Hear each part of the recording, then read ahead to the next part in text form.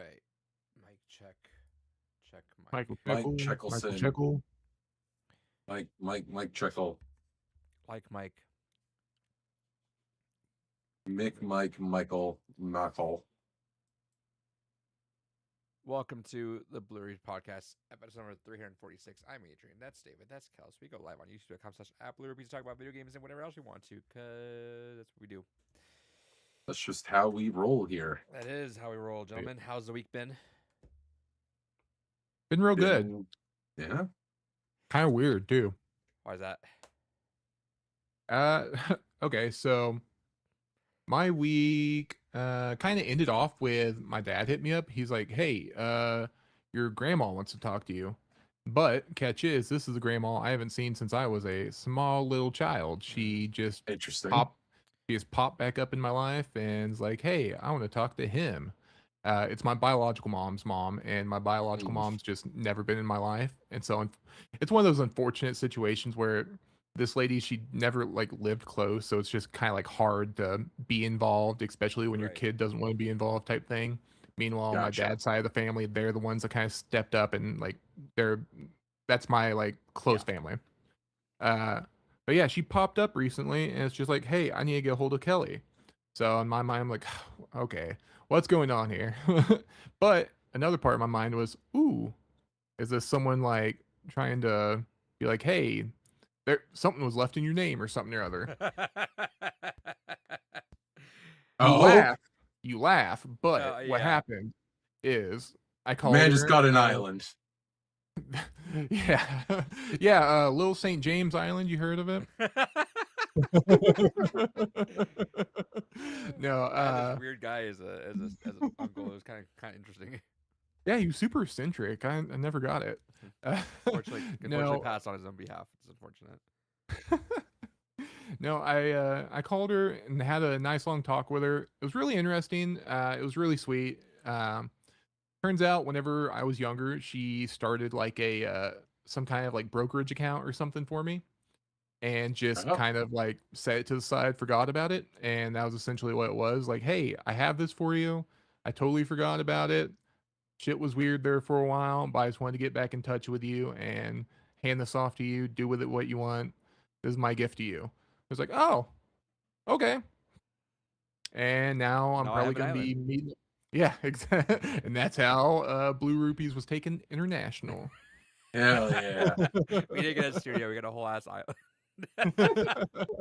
David, would you move to an island if let's say Kelly bought an island? He was like, "All right, let's do this." Would you move? Yeah, if we got good internet, sure.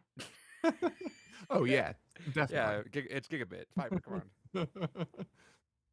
Yeah, that's you said my grandma popped in. I heard you. I misheard you say it meant the same thing, but I heard you say my grandma opted in to like yeah, which I mean that's same thing, right? Just like hey, you know what, Right, right. I'm gonna check. I'm gonna opt into to communication with this one.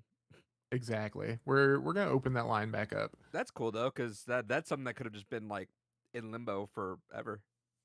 Yeah, I mean, I pretty much told her, I was like, "You didn't have to do this. Like, you could have just like ignored it, act like it didn't exist, but you took that chance and put yourself out there. I appreciate that. That's really cool of her." Nice. But yeah, how have you been? Let me get to David first because I got a couple stories, David. Hell yeah. I got a lot more to talk about when we go over what we played, but yeah. Fucking I made some life choices this past week and goddamn my wallet hurts. Interesting. Um, I went to good old Phoenix, Arizona. Uh, Hell yeah. totally not hot over there at all whatsoever. Uh, and by that I mean it was like 93 and like humid, which was unfortunate. That's not bad. I'll Yeah, take that was that. on the better end of it because it could have been like 115, which is Oh around yeah. where it likes to hover in the summer. Um, but yeah, I went out there to go watch the Odyssey in 70 millimeter. Hell Um, yeah. still As the gotta Lord intended. yeah, I still gotta catch. So roll up there. We're like kind of edge on time there. Because I realized the night before, like we're at like it's like 9 p.m. We're hanging out with my family, and I'm just like I don't know where I was. Let me just check something really quick. I thought for sure I had the 7 p.m. showing. I got the 2 p.m. showing. I'm like, that wasn't very smart of me to like do up the piggyback of a 6-hour road trip. So I we leave early and like we get there with like 10 minutes to spare, like 1:50. And I'm like, all right, cool. Well, I was like in my road trip like slumwear, so I'm like, all right, well we got some time, I guess. So got changed, went into the lobby, got some food. It was like 2:10. I'm like, all right, cool. Well, with previews and everything, we're good. And we're walking in, and I'm like, man, there's a lot of people in here. Man, the lights aren't on. Man, everyone's like locked into the fucking trailer. Look back. Nah, that's not the trailer. That's the movie. Oops.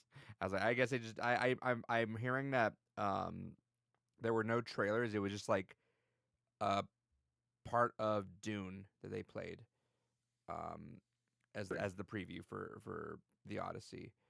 Yeah, they don't make 70mm trailers. Yeah, I figured. I mean, I figured somehow, some way. No, I'm completely fucking with you. My showing had trailers before it. Oh, then I don't know. I was like, I figured. When I thought about it, I was like, maybe they just like, I don't know. I was like aspect ratio or something. I figured. Right. But I don't know how much No, I missed. all of our trailers just had like the black bars on top. Yeah, that's what I figured it'd be. But yeah, no. So I don't know what happened. I don't know how much of the movie I missed. I mean, it's the Odyssey, so like, I kind of. All right. Well, I figured I know how the beginning starts. But we're gonna. Did you see them missed Travis find the Scott. horse for the first time? Oh yeah. So, I forget when You see exactly. him the second time. Yeah, I forget when exactly I hopped in. Because it just essentially starts off with him like telling the story, and you see the horse, like the shit with Shion. Yeah. So we're gonna watch it again, and she wants to watch it in 40x. Hell yeah, I do too now. Yeah, dude, that because I've seen the memes. Have you seen them of the water part where you're just like, yeah, you're fucked. Yeah. She proposed that to me. Like she was like, hey, you want 40x for that? I was like, all right. Sounds fun. I haven't told my wife that you got 40x tickets yet. I'm gonna surprise her. It's gonna be funny. Hell yeah. So I'm so fast forward to a little bit real quick. Shouts to Doomsday. Got the trailer. We'll talk about that in a little bit, I'm sure. But originally it was gonna be a trio thing. David got hit with some unfortunate bills, which is life. If he gets a grandma that calls him and has money there, he's welcome aboard to this celebration too, obviously. But since Kel's is planning a trip, I just booked 4 40x tickets for the Friday. We're gonna try to go for Thursday, so I would like very much to see it on Thursday, and those screenings aren't out yet. It's just the Infinity Vision TM screenings up right now. Kyle says, "Let's do the Odyssey." Let's do the Odyssey. That's where they call it when you're in 40x for Odyssey. That's the ride you're on. Which Kyle, whenever they do Fast and Furious, we gotta figure that out. The 40x Fast and Furious would be actually kind of sick. So we should. It's just the ride at Universal. Yeah. I'm sure you guys have 40x stuff in LA. I'd be shocked if it wasn't. But we should do 40x for Fast and Furious. Yeah, I got so 40x. That's gonna be a fucking ride, I imagine, for Avengers. So I'm excited for that. Hell yeah. But yeah. So went to see the. I seen your fucking pants. Hell yeah. That's gonna be You're indoctrinated. That's part of my You're story. Deep. That's part of my story coming up here in a little bit. Yeah. So I loved it. Loved the Odyssey, but granted, also off a 6-hour road trip, I definitely snoozed for like 5 minutes. But it's this thing where I like fall asleep in the movie for like 5 minutes. I wake up, I'm good. Like I'm like that was like the micro nap I needed, and I'm just fucking raring to go. That happened to me during Fantastic Four. I fell asleep like at the start of the last fight, and I like woke up like a few minutes in, and I was just we're in. I definitely don't fall asleep during like because I was talking to we went to like an outlet mall, or it was in a mall. So we went to wander around, and she made fun of me to the Adidas clerk with that. He's like, I think he said he fell asleep during the Batman, during like the big part too. I'm like, no, my brain isn't turned off during those parts. Usually at the beginning during a lull, and then I'm good. See, my excuse was, so you said it was a bad idea doing the movie off of a 6-hour drive. We went and seen Fantastic Four after a 16-hour drive. Madman. Dude, me, one of my best friends and my ex-girlfriend were in Vegas like our first day after getting there. Mhm. We watched Hobbs and Shaw at 11 o'clock at night.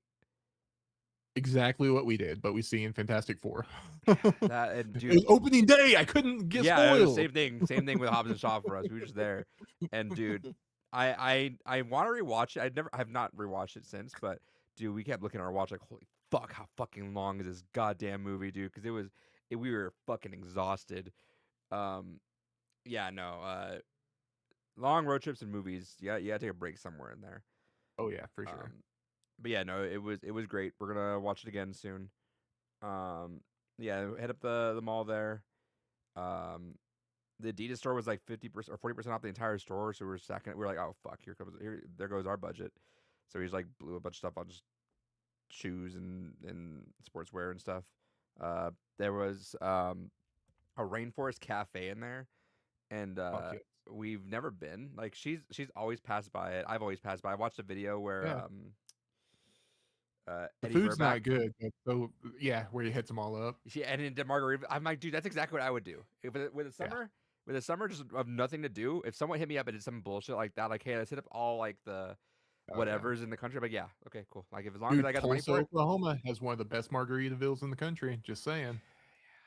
No, I'm but I need the Door. YouTuber money though. You know, like I'm like if Right, you could right, provide right, the right. money for me to do all that, 100%, sure. I'll do whatever bullshit For you guys want like that. That's exactly what I would do if money was an issue. I would do it for fun.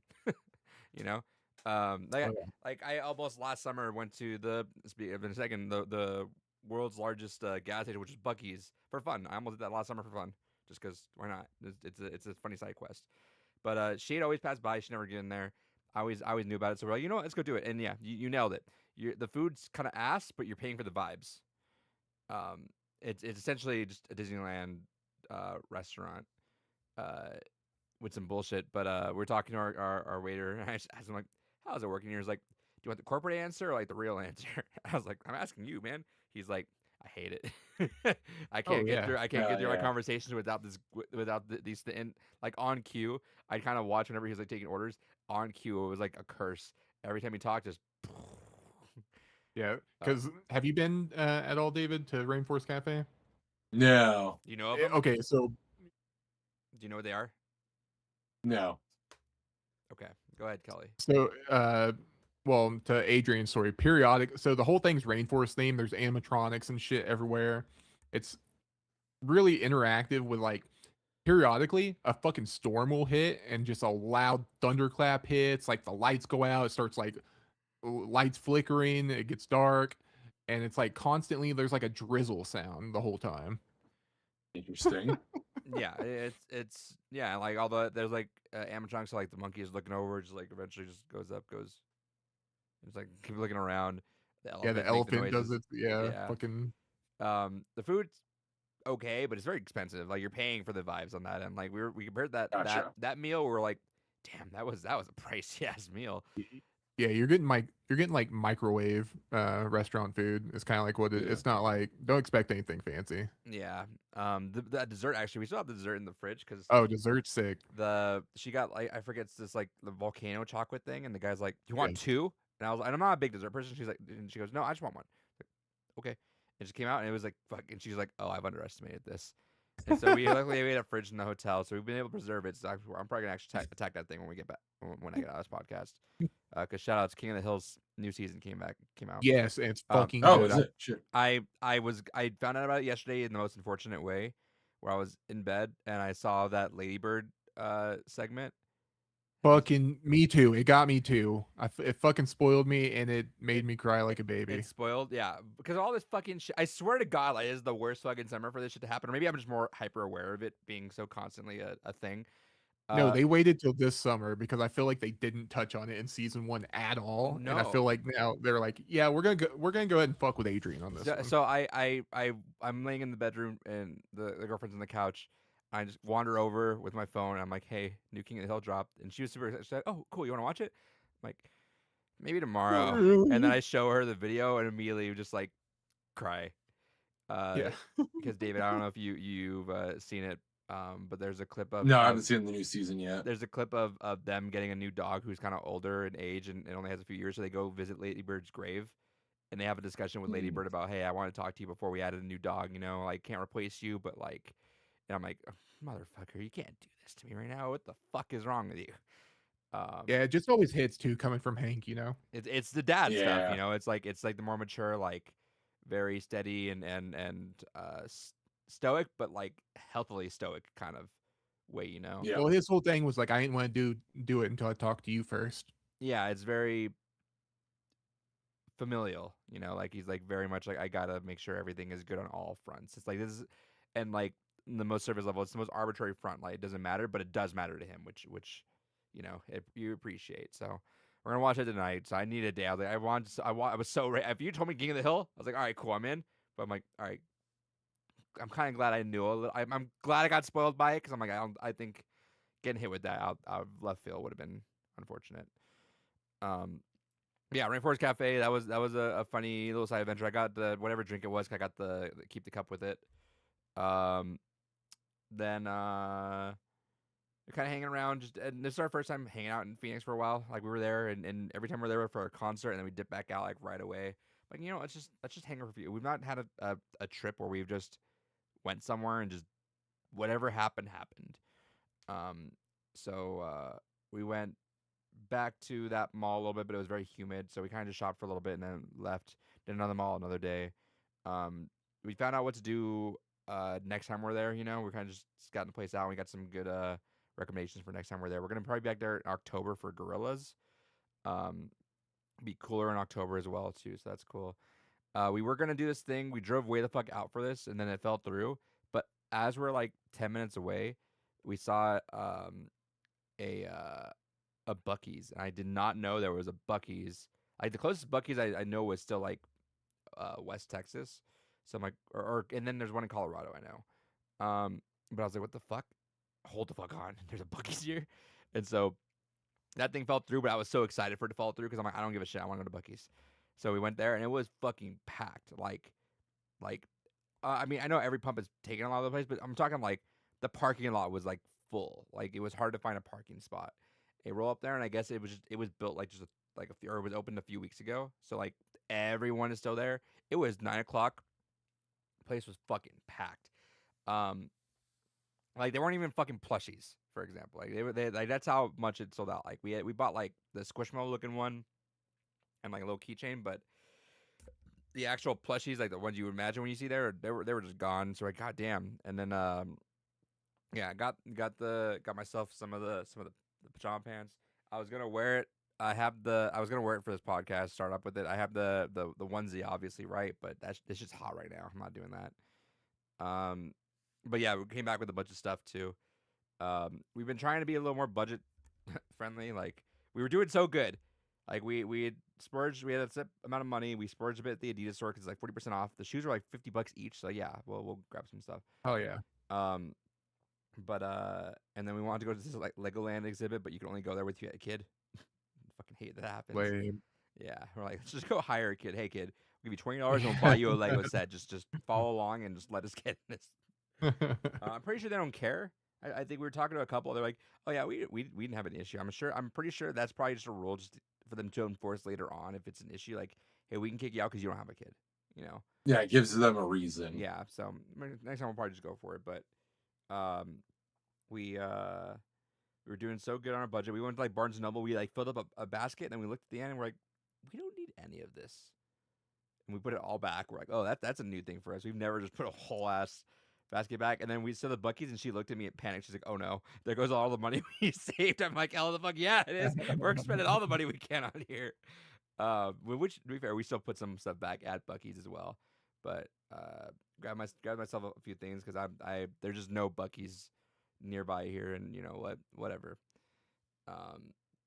Got like I was gonna get some swim trunks and everything, but put some of those back because they were just selling out, dude. Like they were sold out of just a lot of shit because people were just like grabbing shit everywhere on there. But had to grab the Snuggie. That's a thing you have to grab there. Grabbed ourselves like the party platters, which are kind of cool. Those are the ones that have like the 2 cup trays. You can fill your food in there. That's kind of fun for like parties if we're carrying around stuff like that. Um, I think that's she grabbed a stadium chair. I got like some of the rear side window sun blockers. Some cheap stuff because everything's pretty cheap there too. Like all these that are for because it's all just much stuff that they made. Like pajama pants that you know would see for like what you assume like 30, 40. It's like $20. Like all right, cool. Yeah, I'll do that. But yeah, and the food we grabbed about 3 or 4 sandwiches. Because even the food was just flying off. There was like a huge ass line. I guess the coworker or the workers there were rolling their eyes because people thought you had to wait for them. Like, no, grab your food, just go through the line. Grab your food and go through. Just don't wait. So everything was Dude, kind they're of chopping brisket 24 hours. That shit is so crazy to me. yeah, Like they have to go through so much meat. yeah. No, and like I said, like that it was packed um she was getting anxiety by the end when we're picking out. She's like, I will take the cart and walk all around the store just to avoid this whole park because it was just a lot of fucking people. Like Yeah. it was egregious. And I looked up, I'm like, they're and I know they're packed usually, but not like this extreme. Like I'm saying on that end, because Right. I've watched videos of it, and we asked the guy like, oh yeah, this is brand new.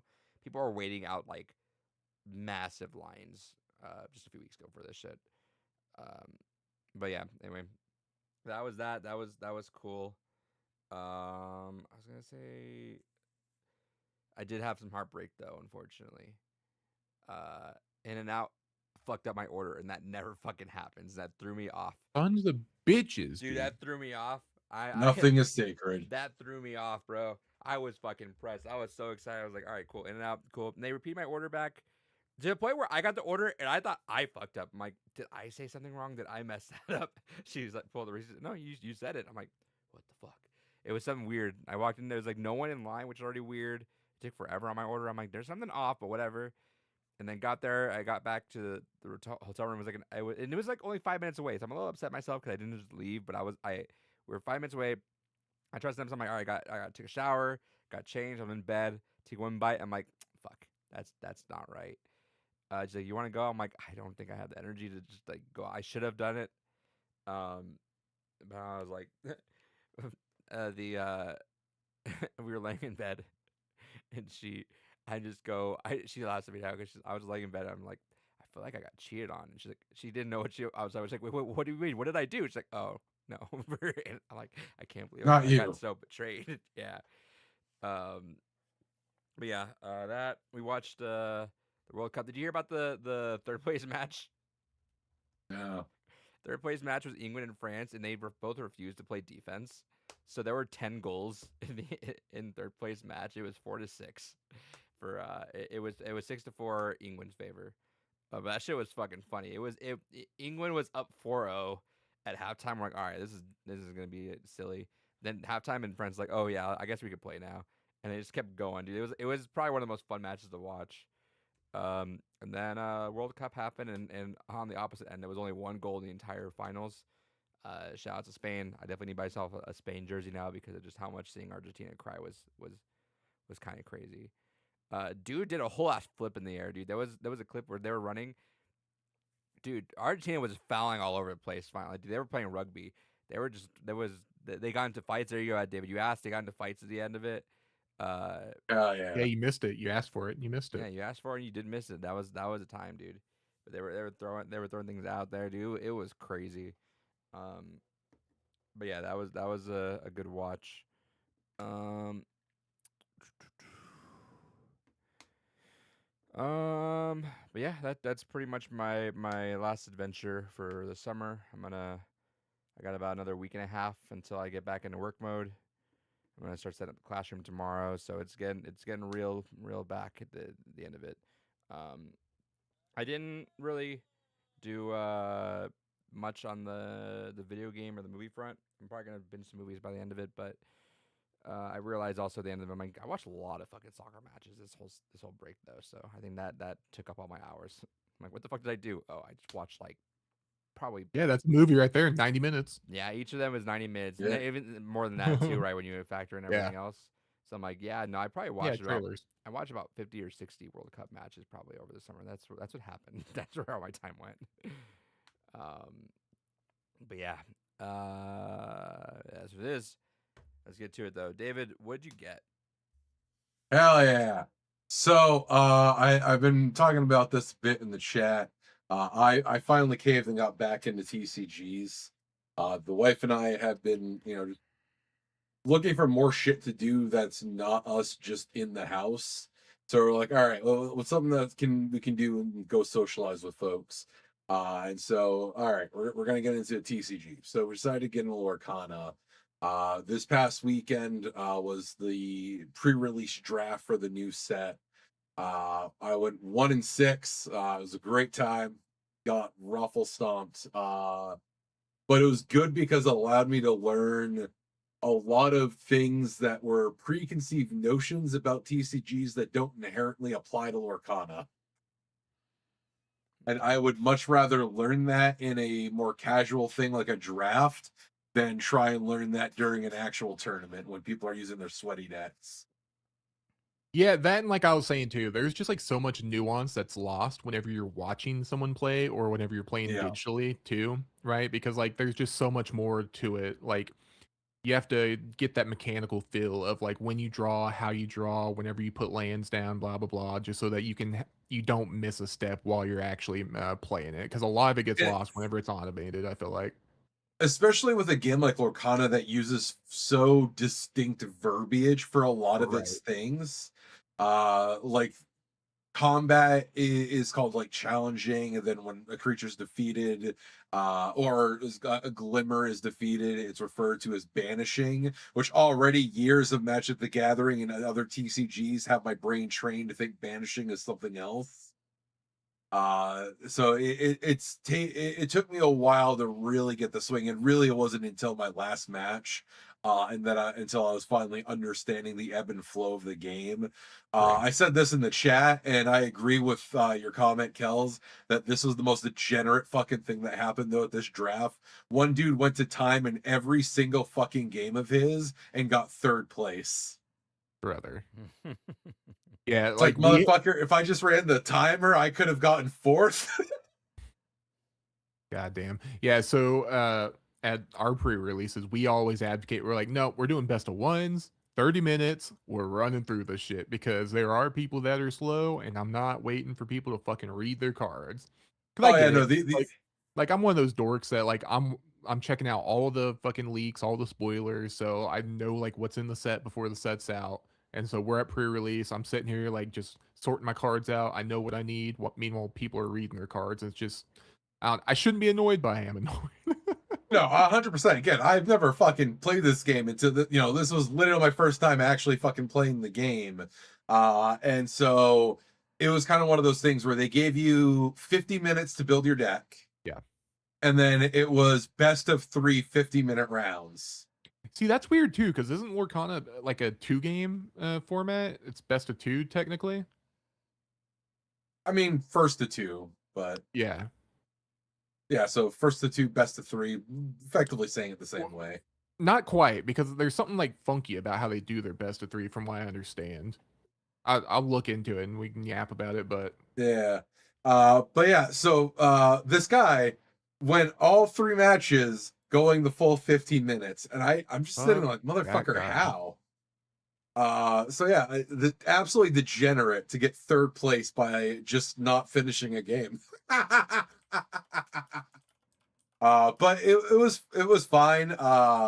It's a very casual group that plays there. There's like 3 different families that just kind of go there. They're there every week, and I got the chance in between matches to kind of talk to a lot of the people there and kind of get a feel for the place. And it sounds like there's like 5 other people that kind of come in and out. Did it smell? But very tight. No, Nice. it's very well maintained place, very well kept. No, not the very.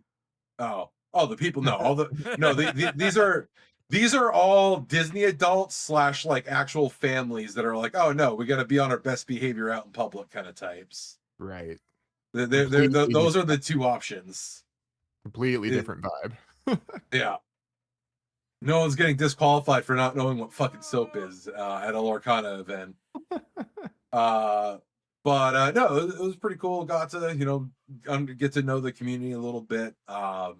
Everyone was very surprised that I scooped and then all the games that I knew I wasn't winning. That's weird. Does that feel weird to you? Because that happens to me quite a bit too. Because like I'll scoop Yeah. super early if I know like I'm not in it. Like I have Yeah. nothing in Yeah. my hand. I'm drawing dead. I'm scooping. Let's go game two. I'll hit the sideboard. Yep, exactly. I do that every game. You know, especially where I had 50 minutes to understand how my fucking deck worked. I solitaired it for a good half hour. I'm like, okay, I know what my draw points are. I know what my brick points are. I know if I'm not hitting a certain curve within a certain time, it's not happening. And then I think what it is just because they're so casual here I think that so. the idea of just giving up and just be like, no, all right, let's move on. It's like, no, I'm not here to waste either of our time. Apparently that fucker is. But I'm not here to waste any of our time. You know, if I know I'm not winning, there's no point. Let's just fucking go on to the next one. And it fucking shocks everyone where it's like, oh, okay. It's like, no. And I think that to be fair, on one person's hand, I think because they were building towards a column, they really wanted to pop it off because they showed me what their next turn was gonna be. So I think they were just sad they didn't get to fucking do the fancy shit on me. I But love doing yeah. that. And when people try to show me, I'm just packing up and walking. Wait. Here's what happened if you just play one more turn. Yeah. You sure you don't want to do one more turn? Just like. Yeah, in response, I basically like, okay, cool. Here's how I know I wouldn't have won, and then I just flipped over the next 5 cards, and they were all useless to me. And I was like, yeah. You're saying, and just right flip the table. Here's how I know I would have won. Fuck you. But no, good time. Got a good understanding of the game now. And then all together, so I got the booster draft box, which had 6 packs in it. And then I bought 3 booster boxes in addition to that altogether. I have a playset of almost every card. There's a few odds and ends that unfortunately I was still missing pieces of. So I planned my deck. Now that I have had a chance to actually play the fucking game, I have retooled the deck even further, and then I just went and bought all the single cards.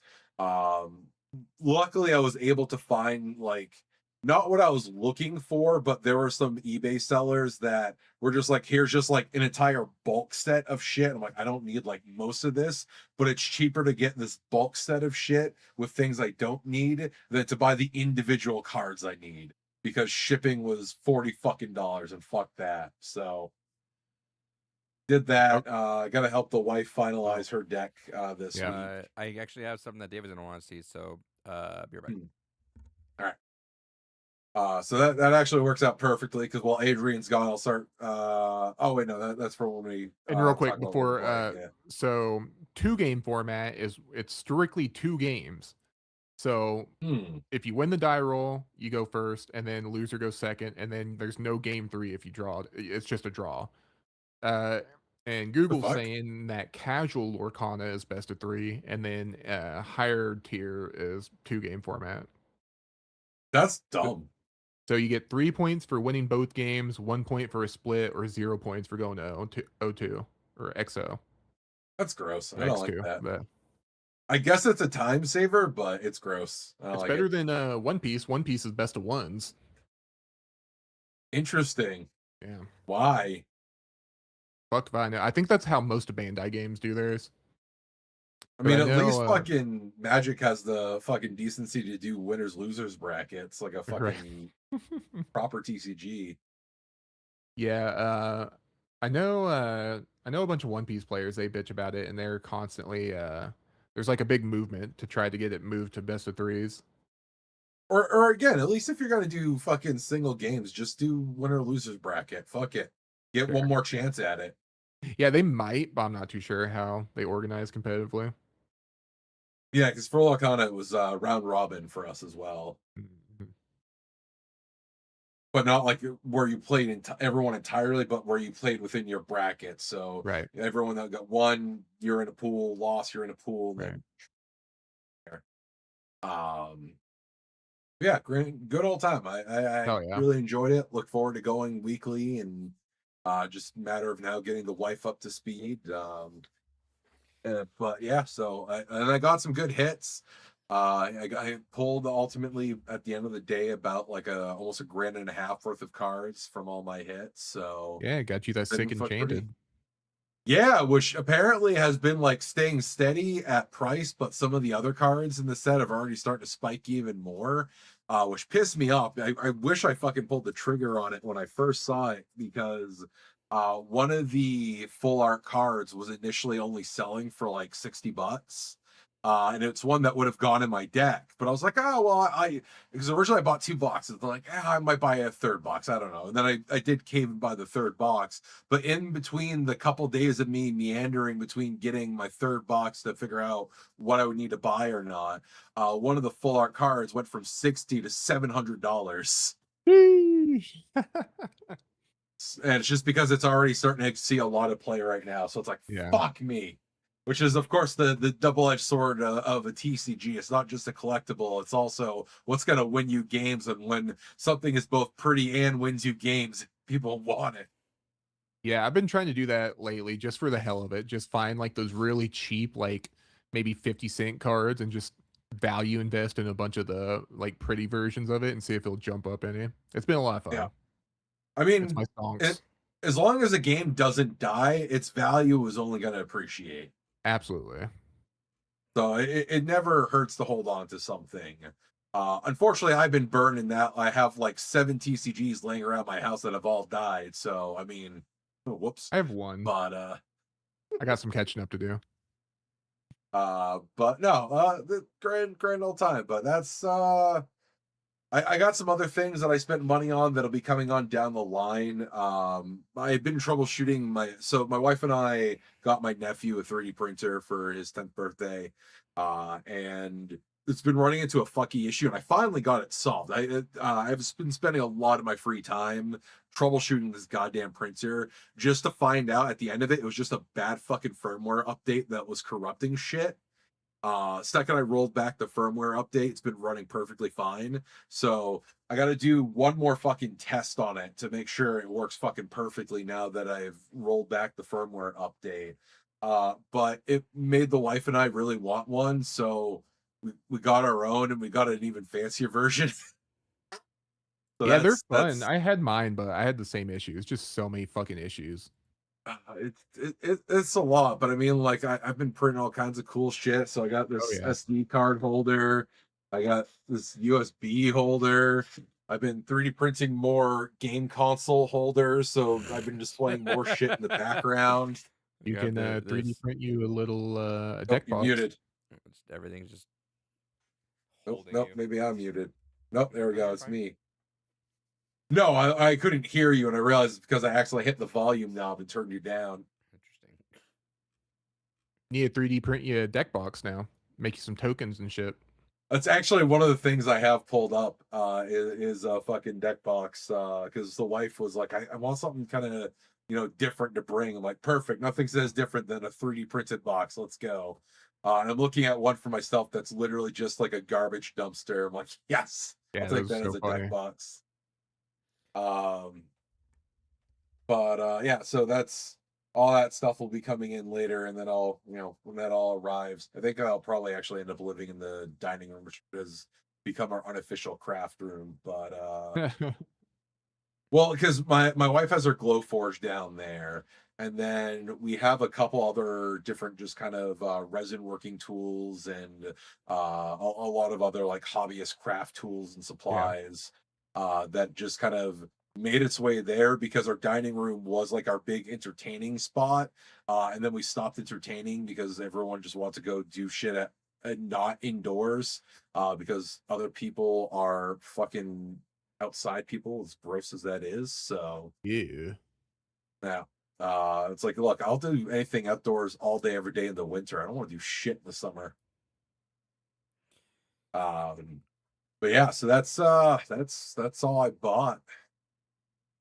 I'm gonna share some sad news. I went to the living room and I was like, "All right," the girlfriend was there. I'm like, "Yeah." So after we're done, we'll watch King of the Hill and eat that dessert. And she stares at me. I'm like, "Are you all right?" She's like, "I took that dessert to my mom's house."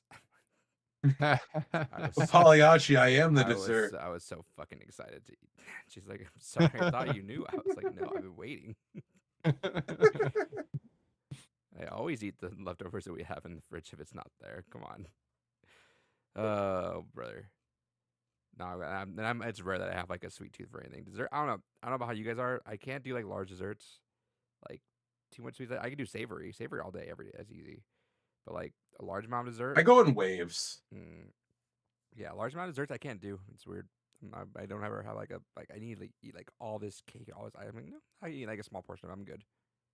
Oh yeah, no, I just need like a milkshake and I'm good to go. Yeah, like that's the most I could do. But like I see those like giant like brownies and cake. Like she always gets bummed out because whenever like her family has a birthday and they have cake, she's like, "How much you want?" I'm like, "Just give me like the smallest slice you can get," because I'm tapped out by the end of it. But like savory, See, all for day, me, I every day. usually only want to. I only want a small cake, piece of cake usually, just because I don't like icing. So, and everyone loads their fucking cakes up with icing, and I just don't like it. You know what? A Sonic shake with like some M&Ms in it. That sounds like the move right now. I think I'm Ooh, gonna guilt yeah. her and take me there now. Hey, you know how you Well, she was telling me took she's like, my dessert? I can make something. You want me to make like a brownie? I'm like, I don't. It's not the same. It's not from Rainforest Cafe. I do have one of their like salted brownie things in the fridge though, from Bucky's. I grabbed one of those before I left. Oh yeah. They got their key lime pie. I could do one of those. I don't know why. Just like pure sweets, it's interesting. I could do it off like alternate, but just savory, I could do all day, every day though. Like, Yeah. hit me up with one of those, dude. Yeah. Kels, what'd you get? I'm empty-handed because, as I was talking about, my World Championships is this week, so I have been saving money for Vegas. Hell yeah. Just blow a bunch there, so I should have some shit to show off next You're week. gonna do blowout there? Yeah, a lot of it. Yeah. You just got to show it to us next week. Hell Yeah, it's legal. I have a bunch of random shit. I did get one game that I'm actually gonna hold on to because I'm gonna have you guys play a game at the end of the podcast. But I did get Ooh. some. That was really quick, actually. David, you'd like to see this? Hell yeah. That was quick. Good shit. That was pretty speedy on the return there. So Yeah, when stuff's in stock, they don't fuck around. so I told you, you didn't listen to me. When you get the notification that either Act 1 or Act 2, call me. Yeah. Like, don't. That wasn't going to happen. You gotta call me. I don't give a shit. Just call me and hang up afterwards. That's not going to happen. Just call me and hang up afterwards. I don't give a shit. I'm not asking to talk to you. Just call me because my note. I don't pay attention to anything at reply. You happen to get me literally the one moment I was actually like paying attention to my phone for something else. Just give me a call. I'll just hang up after 2 minutes. Nah. 2 seconds. That's all I'm asking, David. I don't ask that much of you. If you Hey, Protoman, hang up. Yeah, literally, just say that. I don't give a shit. It's fine. I'll figure it out. Or just hit me with the text as PM. I'm like, all right, cool. Yeah, I did. I sent you a message on Signal. That's No, a text. That's not the same. No, I'm good. That's on you then. I don't know what the fuck to tell you. I'm asking you. I made it clear for years now at this point. That's my primary form of communication. Yeah, but I told you this, and you said you could. David, you lied to me. Why would you lie to me? Yeah. What I do. I think that's No, I just honestly genuinely forgot you that we had that conversation. No, I know. We kept the bit up. I think that's pretty much. I mean, I bought a bunch of bullshit when I was out there, but Hell yeah. nothing video gaming related. I am probably gonna, for the first time, buy a sports game at launch. I think, which is Sports game. yeah, the FC for 27 because they're playing the. I guess they got licensing for the Mexico Soccer League for the first time in a hot minute. And that's my thing. I think we're both building towards that. So I think we're trying to hit up one of their games eventually in Mexico. But I decided to test run it with the Switch. Say, well, this is actually kind of all right. Yeah, no, FIFA game is really fun on the Switch. Yeah. So I'll probably grab the new one when that's out in September. Probably get it for one of the usually consoles. find it pretty cheap. Yeah, get it for one of the pretty cheap consoles. That way, hit me with the 60 frames. Because yeah, there's one unfortunate thing about the Switch too with that game is it's 30 frames, but yeah, I'm not that beat about it right now. So let's see. Dave, what'd you play? Hell yeah. Been playing more of the Kingdom of the Hearts. I am done basically everything except for the super bosses now. So now I am beginning the grind to get my shit ready to fight all 7 super bosses. Hell yeah. Is that it?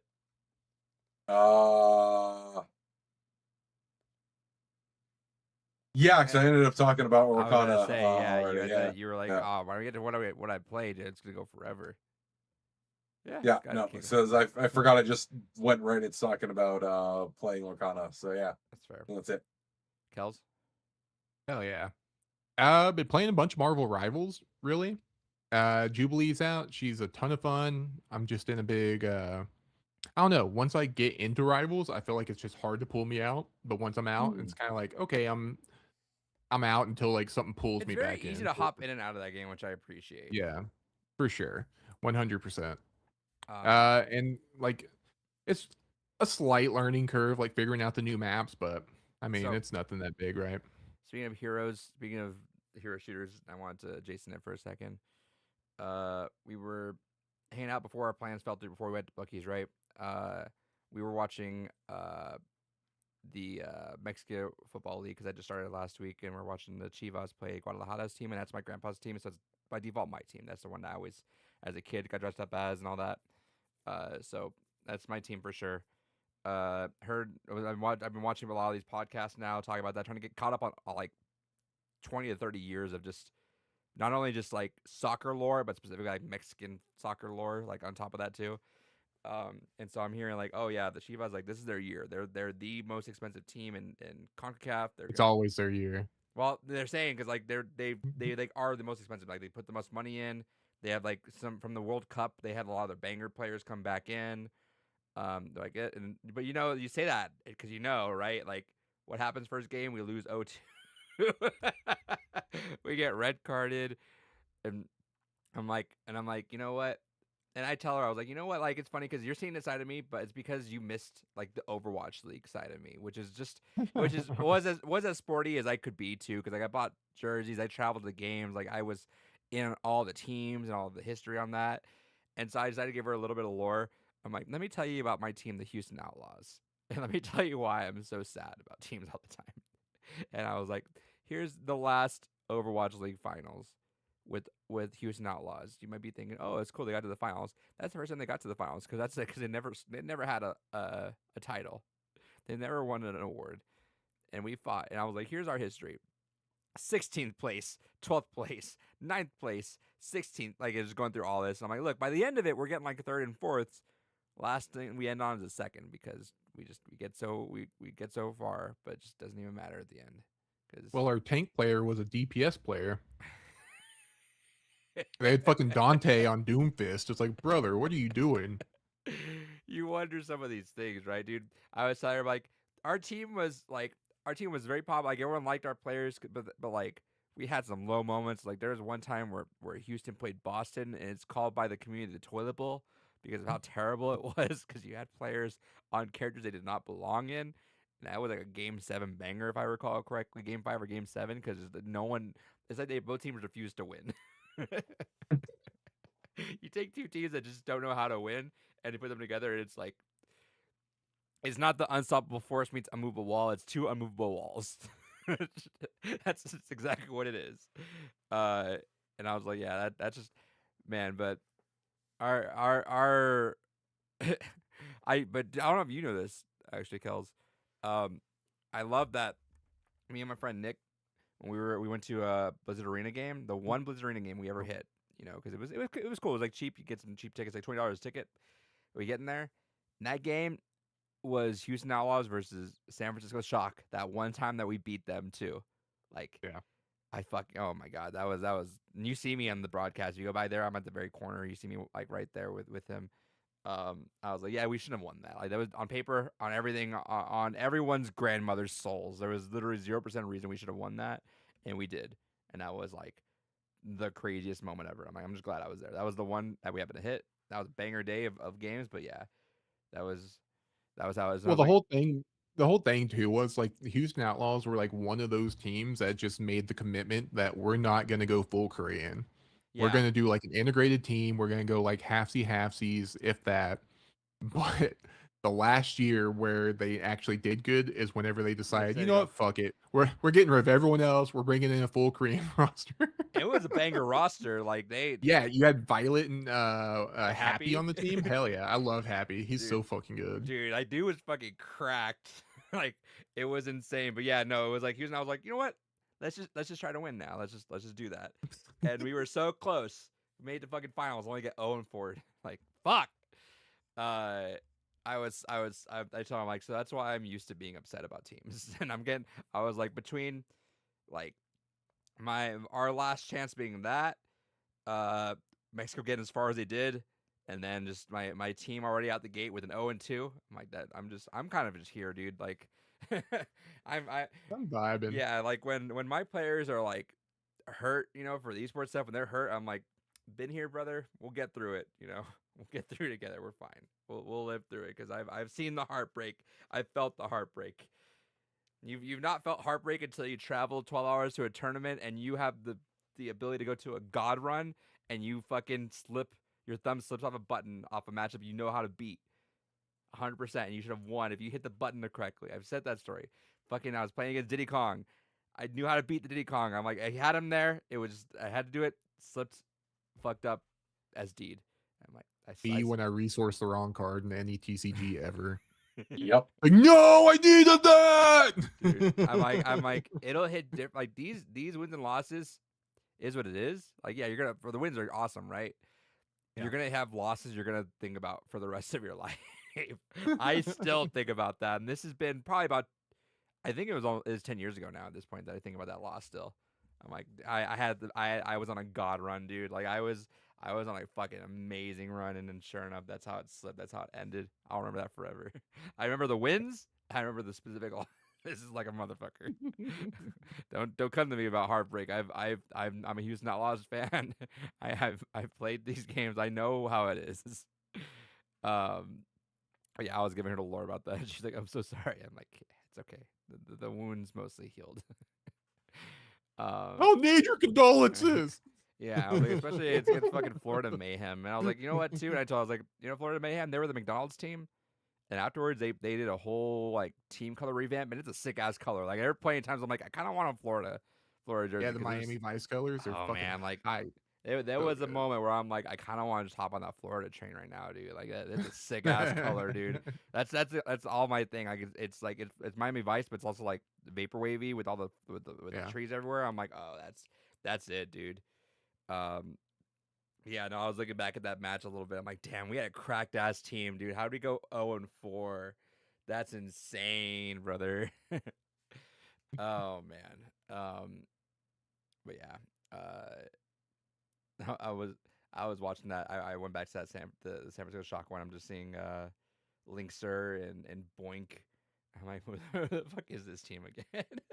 Jake. Oh man! All right, what you been? You said you were playing just Rivals. Yeah, a bunch of Rivals. I've been prepping for this card tournament. That's about it. Nice. Nothing. I'm not playing anything yet. Still wondering what it is I play. Every once in a while I get an idea, and I'm like, nah.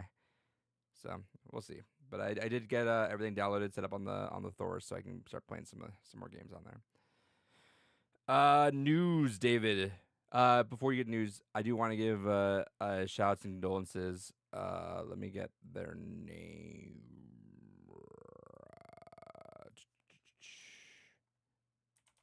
Because this one is actually an unfortunate story.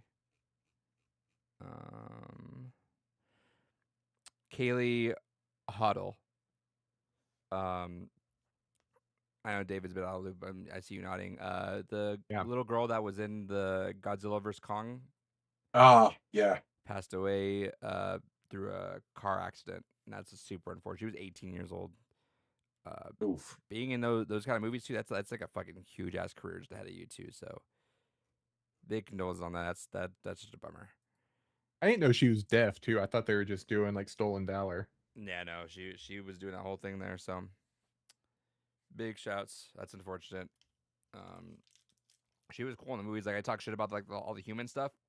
I kind of liked her Everything and Kong just being like a protector on that end too, you know. Nah, fuck Kong. They kind of make him a pussy in those movies.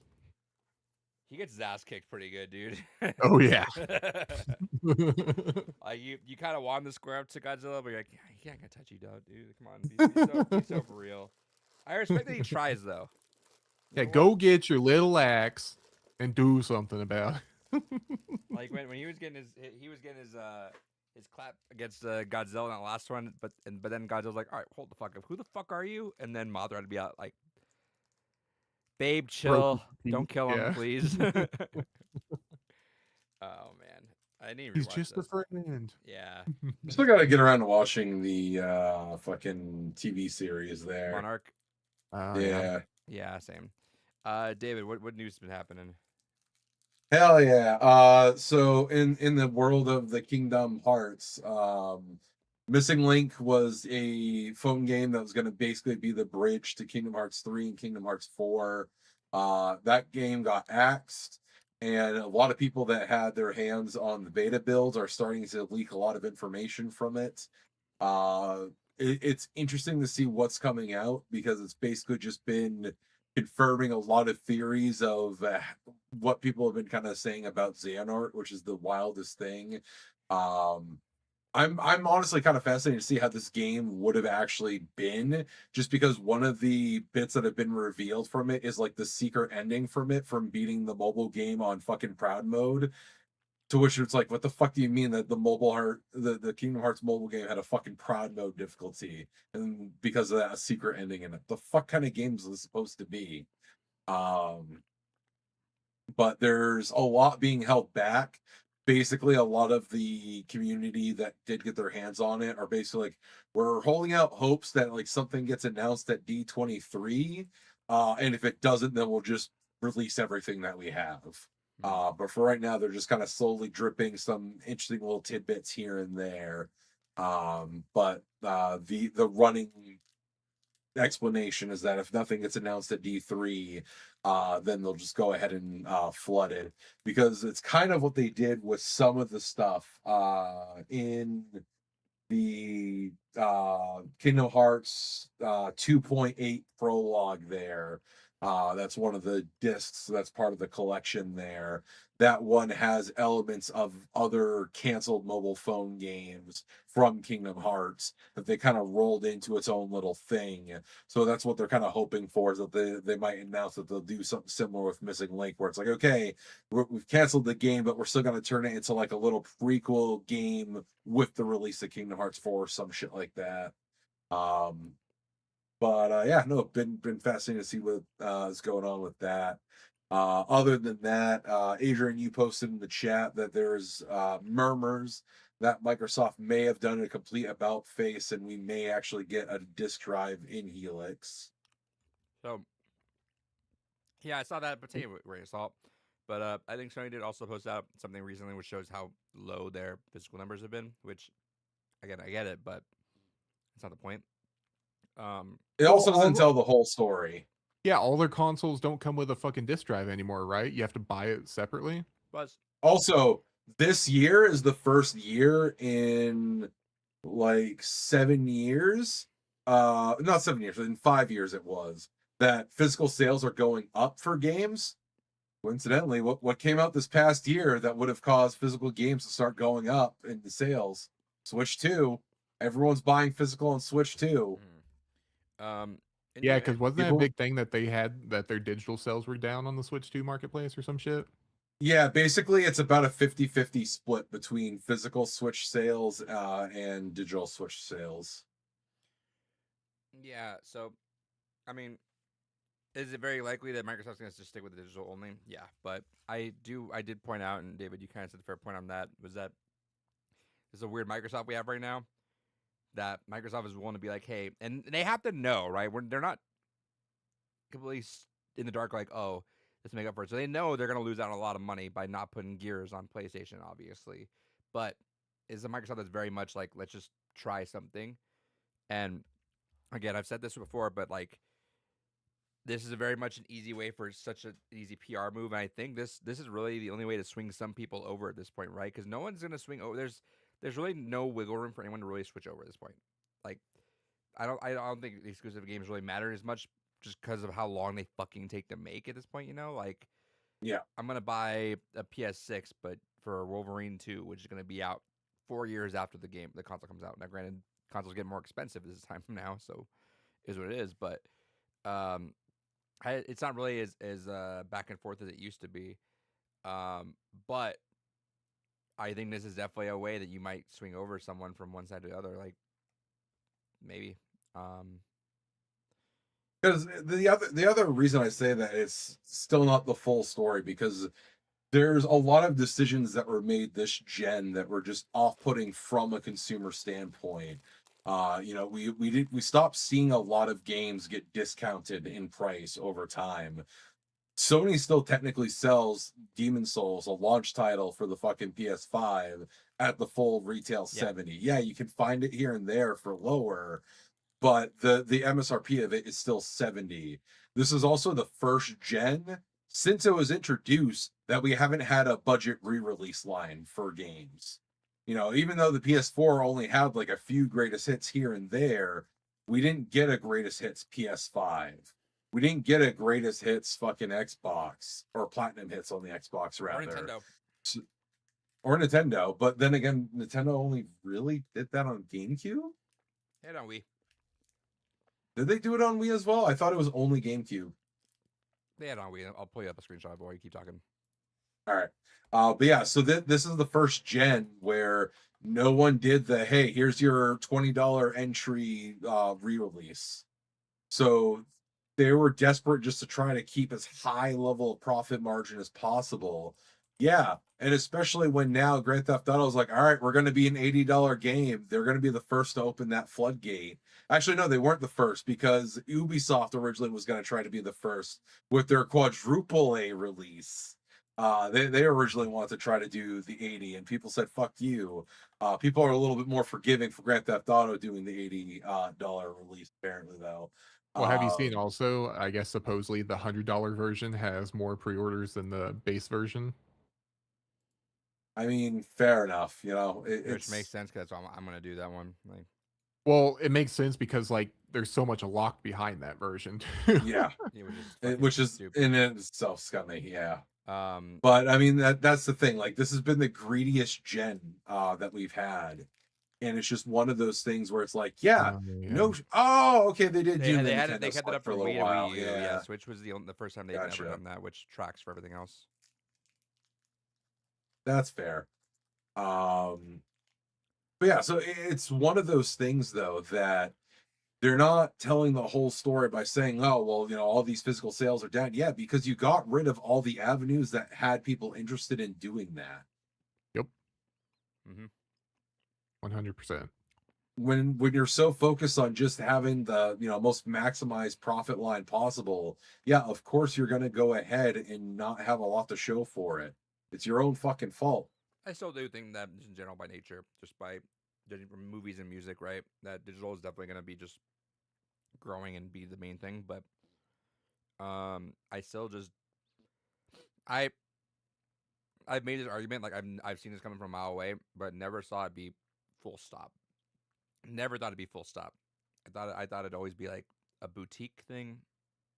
Yeah, but everything's gonna be an additional thing. Like I knew I was gonna pay like an extra $50 for a drive or something. I knew it was gonna be harder for me to find things. Part of the resort to like pre-orders, only like limited run. I figured that I maximized the extreme end of that. Like these games are gonna have one run. It's gonna be harder to find this. I figured that's what the game plan was. I never expected it to be full stop. And that's insane to me. Because you see it like it's insane to me when I'm buying movies and music physical still. That's why it just never made sense to me. That's just full stop with games. Now, some platforms, sure, like right, like I have a Playdate, everything's digital on there, makes sense on that. But like mainline consoles, that's just doesn't make sense to me still. But well, especially where using the movies and music comparisons, those are definitely propped up by the hardcore enthusiasts, you know, the high fidelity enthusiasts that are going for the best experience possible. I guess that's the weird lack of a proper analog when it comes to video games, is it's all the same experience regardless. You know, you're not paying for, you know, a hi-fi system to get the best quality sound. You know, you're not paying for a proper Sure. 4K dedicated Blu-ray player You're to, paying you know, out the really download get shit. them. Yeah. I do want to mention Christopher Nolan was talking to some people today, or not today, like this week, talking about making the physical for the Odyssey that they're working on now. And I think he just said at one point, we want to make sure it's something that you can buy, hold, put on your shelf, and make sure no greedy streaming services ever steal from you. Like, Hell yeah. Shots fired right at Warner Brothers. and what are they gonna do about it? They can't do shit about it. You Skull just Christopher flip Nolan. off, All right, okay. see you. Bye. But Peace. it woke, it gonna go broke. Dumbasses. I'm so sorry. Like, the woke bullshit's so fucking annoying. Yeah. It's so it's so stupid because, like, oh, this thing's woke. No, Hollywood as a whole is just flopping in general. Like, you can throw a dart out there and it's gonna hit something, and it doesn't matter woke or not. It's gonna fucking like, what was woke in Mando and Grogu? I'm sure there probably was something. I'm sure they're gonna say These guys just don't like to support single fathers. That's what it is. I do, and I was Yeah, the woke agenda, single parent. I was talking to someone about this. I can promise you for a fucking fact, had Obsession looked like it was gonna be as big as it was, woke arguments all over the place. Like, it's woke is gonna flop, but because the fucking grifters couldn't get to it in time, they couldn't say shit about it. Yeah, it already blew up. Yeah, it already blew up. Otherwise, they would have been like, "Oh, look, it's demonizing men again. It's doing this. It's doing that." Like, Well, yeah. that and because apparently it was somehow too subtle for incels. Where like, I don't see how Brian was the bad guy. Well, no, I it's too subtle because they just see crazy girl. And they're like, "Oh, look, it's crazy girlfriend." Yeah. That's all I've seen too is like Bear wasn't the bad guy because she Yeah, it's that's like, the name, it's yeah. like, brother, just stop. Just close your mouth, please. Yeah. And just stop breathing. Grifters are fucking annoying. It doesn't, like, who the fuck cares? Grow up and just stop participating then. I don't get it. Like, people that actually believe in all that shit, stop participating. Yeah. You don't have to watch it. I see so many fucking accounts just like this, Well, and it's this. Like, okay, then it's just stop. because it's a money thing. It's Yeah, not well, necessarily it's a because blue check David mark that Ergo. feeds off the other people that want to, like, feel connection or feel right. In that Now, way. what's even funnier is when they don't have the blue check mark. That's when you know they're just That's- beating their shit to you, humiliating them. Honestly, like, this, I get, Yep.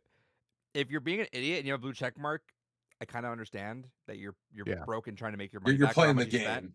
Right. But just being super for the love of the game, insane. Insane. Absolutely.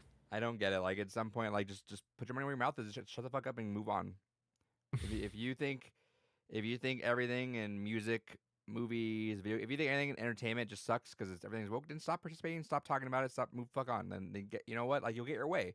You're feeding into the system. If this is what you think, obviously blue check marks are different. If this is what you think that you're all everything, okay, then stop participating. You're talking about it. It's free marketing, whatever. You know, like, I don't know. It's dumb. There's a movie I don't like that I think is dumb for whatever reason. I just don't watch it and I don't talk about it. Yep. Easy. I don't know, dude. Like, you know what I did when Last of Us Part 2 or Season 2 came out? I talked shit on the beginning, didn't watch it, didn't even talk about it every single episode. Didn't care. Like, whatever. Do I hate it still? Yeah. Do I still rant about it? Just the fact because I played the game? Yeah. But, like, didn't go out every single episode talk about, look at all these details. Here's 15 woke details from the episode 4. Like, who the fuck cares? Grow up. Jesus Christ.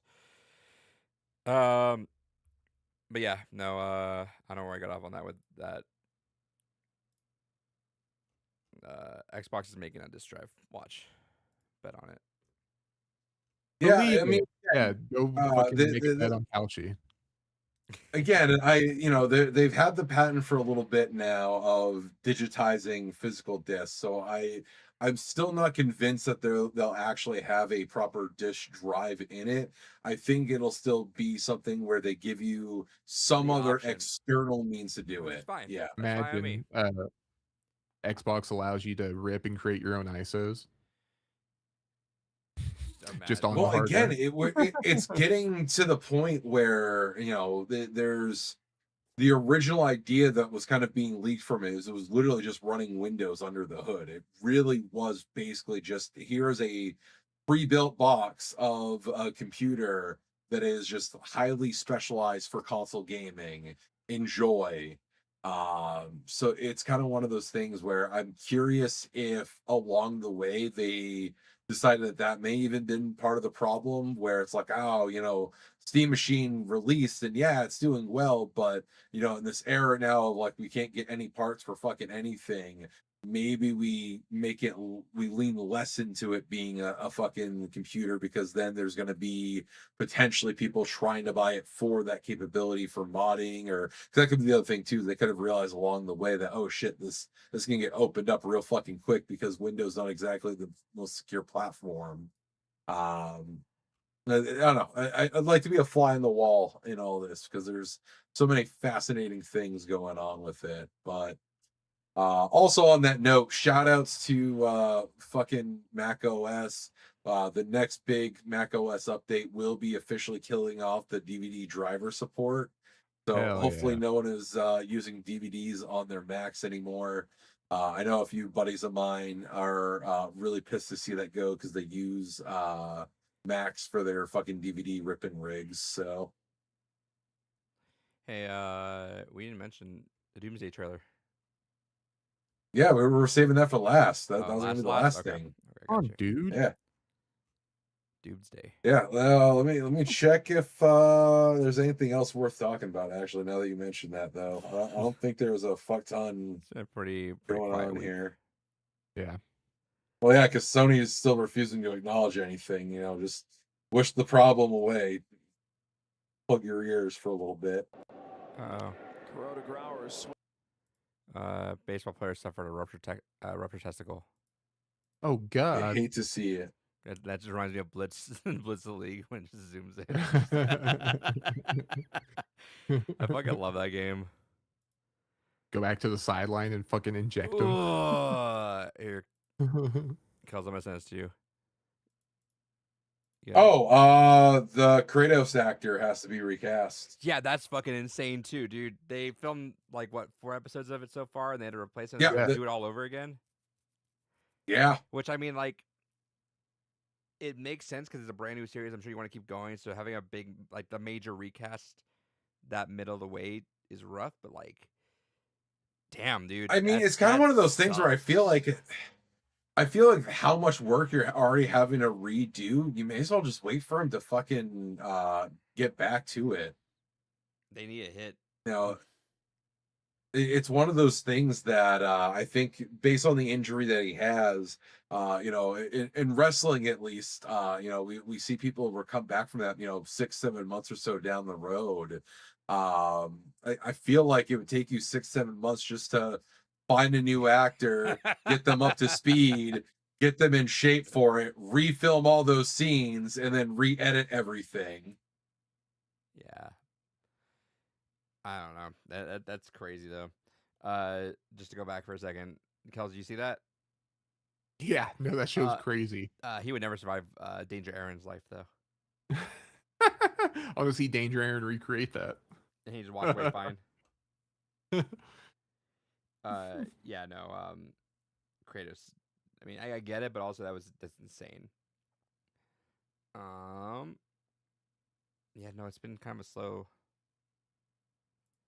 news.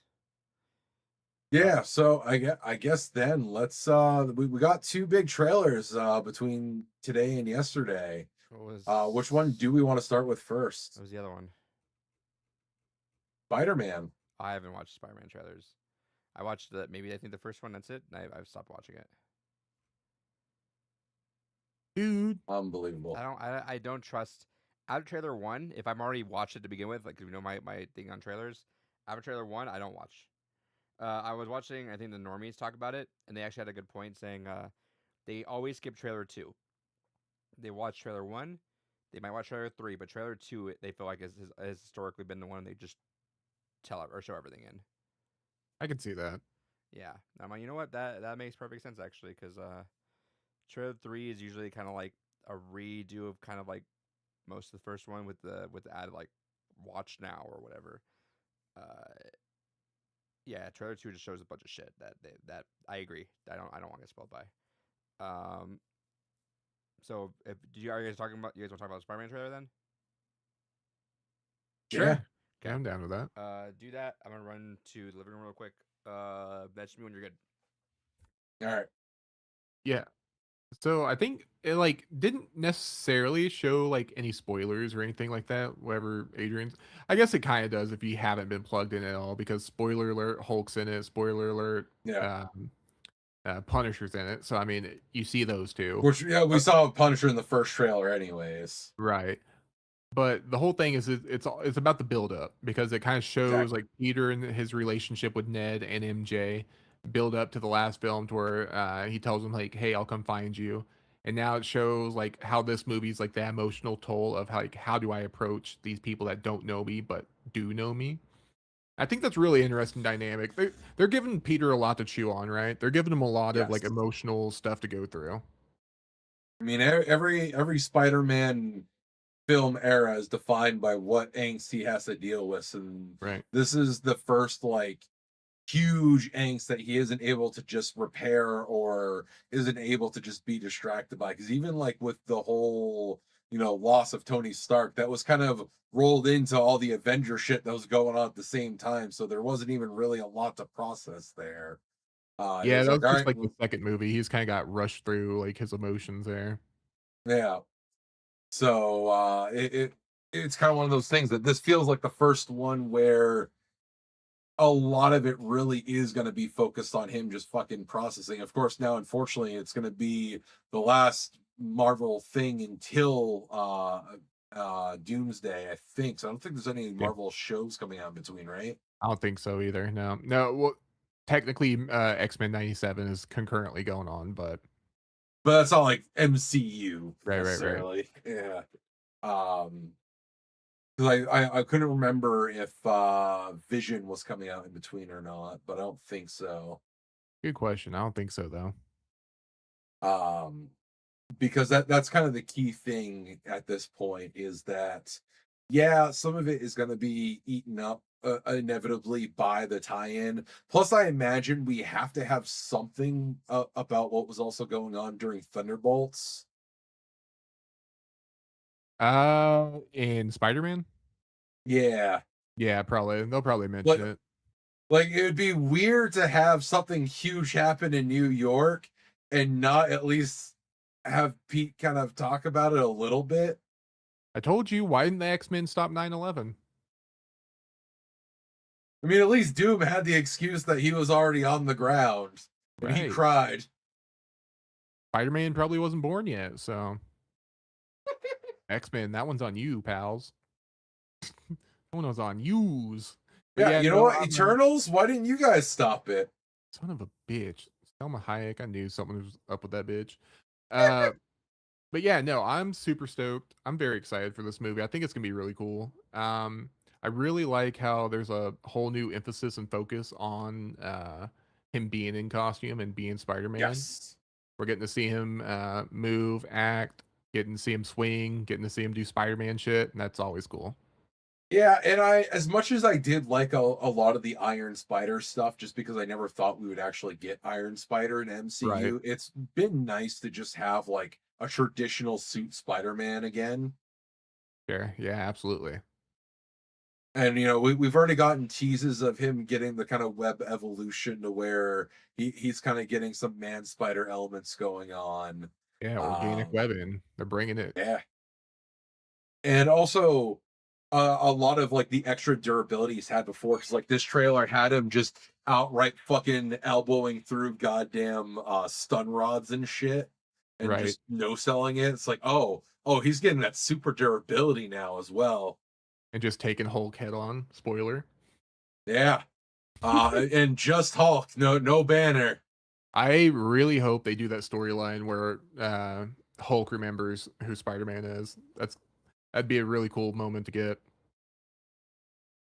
Yes, especially because of the weird way that Hulk operates, especially. Right. I feel like because of they are playing up the disassociation of the identities currently. That I feel like that's kind of the MacGuffin-y way to go ahead and do that. Right. Um, it also still makes me hopeful that it means we may eventually still build up to like Savage Planet Hulk. Yeah, I think we definitely have room for that. But I also wonder if like this is gonna do anything about so Hulk's son is on Earth at this point in time Yeah, somewhere. yeah, because we got him in the She-Hulk series, Yeah, which again, a fucking blink and you miss it cameo that he's there because by now we were supposed to have Young Avengers, yeah. which maybe Doomsday will set up some of the Young Avengers stuff at this point, or maybe Young Avengers is just scrapped. I don't even know about that at this point. Yeah, that is weird. Because and we'll talk about that more when we'll talk about the Doomsday trailer. But again, this is both the blessing and the curse of modern MCU is, early day MCU, you'd have a lot of things that were interconnected in the sense of like it'd be a quick reference to something, and then whatever was right before Avengers would kind of have like the next lead in into it. But because now we are getting so much fewer standalone things, everything has to feel interwoven. I am worried that this one is going to have to do so much lifting between being Peter's genuine journey and growth, but also filling in all the last few information gaps that we're going to need to set up Doomsday. Yeah, I think this is doing less to set up Doomsday and doing more to set up the X-Men is my kind of feeling going into it. Mm, Because that's I true. think Because with his mutations, they could. well, his mutations and supposedly Jean Grey's in the movie too. She's like one of his ops in the movie. Yes, there's been a lot of speculation about that, and especially with that line from Scorpion of like, "Ah, you think I'm Scorpion?" Right. Makes me wonder if like either I was talking to a buddy of mine, he's like, "Oh, maybe it's Chameleon." I'm like, I mean that That'd feels be like a really cool. stretch. Chameleon or Jackal, that'd be really cool. Oh, Um, fucking Jackal. well, that's what I was thinking too, because like Hulk, like maybe she's in Hulk's brain and like Hulk remembers who Peter is. So that's an easy way to be like, all right, Mm. I know who you are. I know how to get to you. Oh fuck, that could also be the way that they finally like subdue Hulk per se, as well Right. as to have Jean Grey involved in that. Use a telepath. Yeah. But Yeah. yeah, no, I'm super excited for it. Like I said, I think it's doing less to set up Doomsday, and it's more trying to set up what's after Doomsday. But I think Doomsday, we're probably gonna we're probably gonna see the old X-Men crew just fucking wiped out of existence. Oh yeah, no, everyone's fucking dying. No one's coming back. Maybe we might get Tatum's Gambit back. Which goddamn, Right. again, we'll talk about that in a second. But I hope in my heart that he comes back after Doomsday. Because he seems like he's having the goddamn time of his life. Yeah, he really deserves that. But we definitely need to set up 616's mutants at this point properly. 100%. And I just really want like a younger mutant cast for once that's not going to be like not carry over or carry over in weird ways in in the films like they tried to do with the reboot with First Yeah. Class. It's like I don't like this. Just give me a solid group that we can just kind of follow through the whole way and I'm good with that. Yeah, honestly, even go like the X-Men Evolution route, just start like a genuine like a little bit of a blend of like, okay, we're gonna put a couple favorites that some of y'all are already aware of, just so that way we get that recognition. But then we're also gonna throw in a few like brand new kind of original ones here, or lesser recognized ones, just to add some variety into it. Man, X-Men would make for such a good like Marvel TV show too if they were able to get that right. If they were able to do it like Yes. up to like a WandaVision standard or some shit like that. That sort of production value. Oh, 100%. Again, I don't understand how they fumble the bag this hard on their TV series so much, because either it's really good until it's fucking not, or it's just trash. And there's very little in between. Every so often you get something like a Moon Knight that's just like an absolute like fucking all right, cool. Beginning and end, you didn't fuck up. Congratulations. Yeah, And I also I didn't catch Wonder Man at first, but I've been going back and watched it, and it's surprisingly good. Like it's super solid. I recommend Wonder Is Man. it? Yeah. Okay. I've been meaning to check it out, but after Ironheart, I was like, I mean, I just completely like forgot about it, and it like came out, played out, and it was like weeks later, it was like, oh yeah, that happened. shit. All right, I might go back and check that out at some point. I got fucking shit to watch. Yeah, no joke. But yeah, so that Where is Adrian well, at? I'll call him yeah, back in. well, all right, yeah, call the boy in. But yeah, no, I'm cautiously optimistic. I mean, so far it shows like they really do have a good vision of what they want For to do sure. with Spidey, and I feel like, especially with the way that Thor is kind of feeling like the last of the old guard of the original Marvel cast, I feel like Spidey will very much be the heart of the next generation of Avengers, essentially.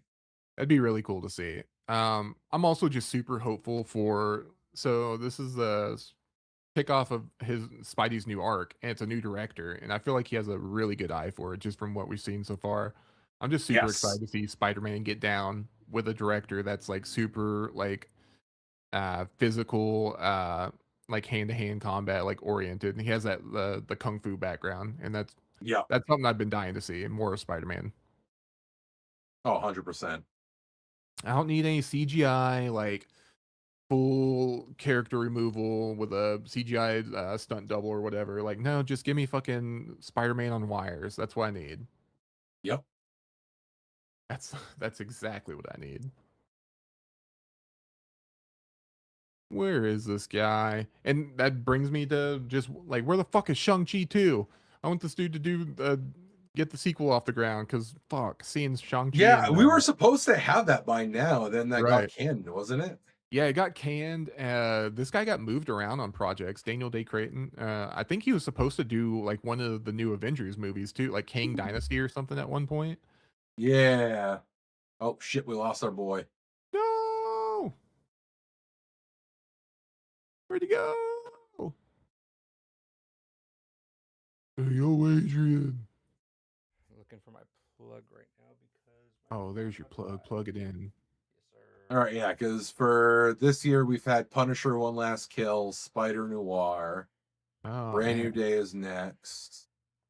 Then X-Men 97 season 2 should be fully done. Oh, and your Friendly Neighborhood Spider-Man season 2. Still gotta Oh, yeah. check that out at some point. Me too. I've heard good Uh, things, but I just haven't watched it. and then Doomsday at the end of the year, and then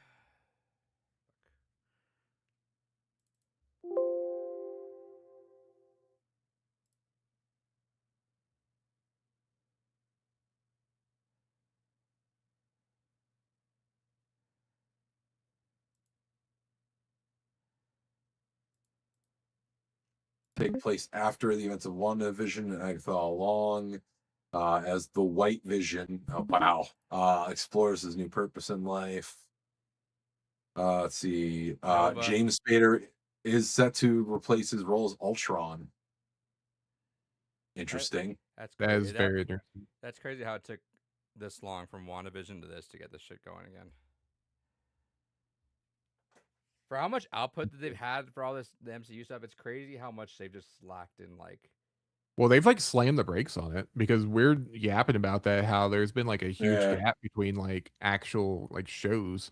Well, they stopped. Amazing how one actor was so much issue in your fucking cinematic universe. Well, no, not even that. It's just that they knew they were just putting out so much stuff that people weren't even. It wasn't even like anything to do with Jonathan Majors. Just everyone just stopped watching because there was so many fucking shows to watch and watch and watch and watch. And you felt like you were just falling behind on like watching 3 movies a year. Yeah, everyone could with that. But like watching this show and that show and then what shows like even now, I think Tom Hiddleston's like make sure you watch Loki before Doomsday. Well, and it's kind of a sad thing, because they're definitely not all created equal, right? Like there No. are some that are definitely much better, but just due to like the sheer amount, you're gonna miss like some of the good ones. Yeah. Like I was just talking to David about how like I hadn't watched Wonder Man yet. I forgot all I about forgot it. about Wonder Man but until recently too, and I heard that was amazing. Exactly, and I started going back and watching. I'm only a few episodes in, but I'm like, "Holy shit, this is good." Like, I'm kind of pissed I didn't watch this and like contribute and be a part of like that week to week conversation because it's really a good show. Well, they had that at the beginning, but they need to pace that shit out because even like everyone trudged through like even Falcon and Winter Soldier, even though it wasn't that great, people were still like, all right, yeah, we'll keep watching it. But it was like just constant, and it's crazy because I was watching Kind of Funny rank through all like or do a really quick rank of like thumbs up, thumbs down on each of these things. It's crazy that Universal just thumbs down on Moon Knight. I'm like, what the fuck are you guys talking about? Yeah, I don't understand it. Anytime I yap with someone, it's always because like, "Well, we didn't get to see the fight scene." It's like, "All right, dude." I don't give a fuck. Yeah, Like me either. I'm like, low key, I thought that was kind of cool that they just didn't. Yeah, that was like my favorite part. They just blue balled me, but like in the coolest way. Like it's like you just saw the aftermath. And I was like, oh, and that made me excited. I was like, oh fuck yeah! Next time I see this guy go crazy, hell yeah! But everyone's like, Yeah, when it what do you mean well, I because I couldn't felt see another fucking? And that, even the fight that was happening was kind of cool, dude. That one part where he kicked uh, Moon Knight back, and then Mister Knight came out. yeah.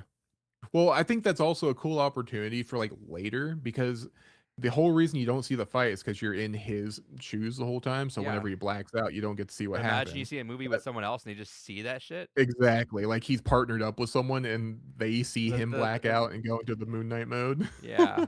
Like I don't understand the hate for that, dude. Like, I kind of want to rewatch it because I remember just liking it because it was just so much just based off like a lot of mental health stuff. Just like I can't figure out like I can't decompartmentalize all this shit. You know, like Yeah, It's shonen anime fan bullshit, really, is what it amounts to. it's insane. But yeah, they were like everyone was giving like thumbs up on like the usual shit and then like extra shit too. Like again, I didn't mind it, but like they were all like, "Oh yeah, She-Hulk," but then they all thumbs down Moon Knight. I'm like, "What are we on right now? yeah, Are you fucking right. crazy?"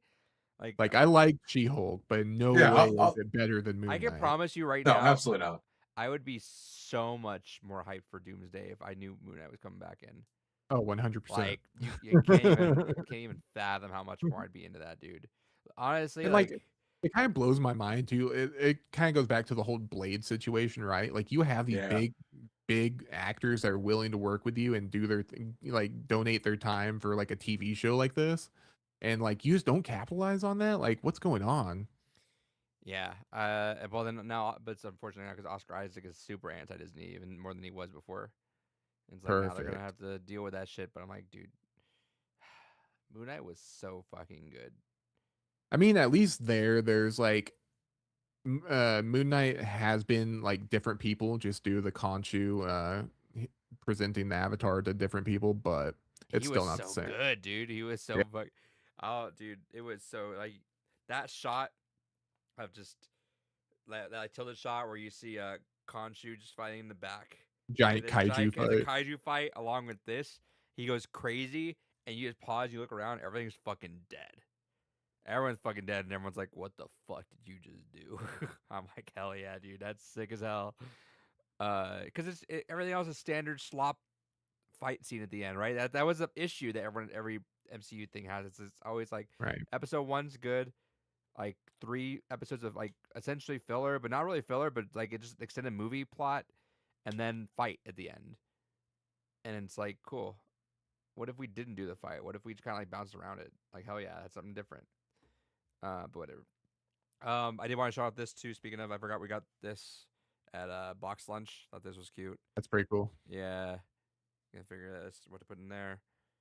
And then I thought this was funny. Since now can shout because all the World Cup merch is now trying to like 50% off. So I got myself a USB that's in the shape of a whistle. Hell yeah. The girlfriend was when we saw this a while back, but it was too much money. Now that it was like discounted enough. She was like, you know, what'd be kind of cool is if you use that, and that's where you kept all your like esports vods, right? Like as a coach, just like keeping all your stuff on there, and like, yeah, I'm like, yeah, it's kind of a fun, cute little thing to keep a whistle on me. I'm like, all right, hey, check the vods, check the vods. What'd you do? But yeah, all right, Doomsday though. Yes. Yeah. About time. First off, holy fuck, there's 5 months left, and 100%. we're just barely getting here. Is kind of crazy. This is apparently the CinemaCon trailer that was shown about a month or two ago. But I guess it had new scenes in it. Like the CinemaCon one didn't have any Loki in it. Yeah, they swapped something out and put Loki in. New Rockstar's kind of already been all over that, and they kind of mentioned something that I figure is makes perfect sense, which I can mention in a second. But initial impressions, guys. I was super Fucking impressed. banger. Yeah, absolute banger. It's kind of set up the things I wanted to see. It's just made me more intrigued. There's one moment that I wish it wasn't in the trailer because it would have been such a theater pop-off moment. I'm sure it still will be, Yeah. but if you just left it at the dialogue that happened and Yeah. not show the Hey, next pal. thing right after. Yeah, exactly. Just leave it at that It and then can't just be. cut. Yeah. Exactly. That's fair, but I mean, like, I feel like a lot of that stuff's gonna be there anyway. Well, like, especially because I feel like they took him out of other scenes. Like when they're at Avengers Tower That- and he's like they're definitely all there. Yes. kinda, he has to he's be there. there. He's right? there when Fantastic Four and Thor are coming out of the ship. Yeah. Yeah. Plus, there's also like the way that people are spaced there makes me feel like there should be other people there as well Right. because they're spaced out way too awkwardly for that to not be like a much larger sea of characters. Right. Yeah. And there's just like a large swath that we just haven't seen yet. Like I guess the Avengers team is like what, Ant-Man, Captain America, and it looks like maybe Bucky's back with the Avengers. Yeah, because we have two Avengers going on because we got Falcon's Right. Avengers and then we have Avengers the TM. yeah. With a Z. Yeah, Avengers TM and then Thunderbolts Avengers, the Dark Avengers. And then you got Fantastic Four and crew. Yeah. And then the X-Men. So, I mean, we figured this is kind of way they always do these movies because you can't logistically get everyone constantly. They're going to break them off into teams.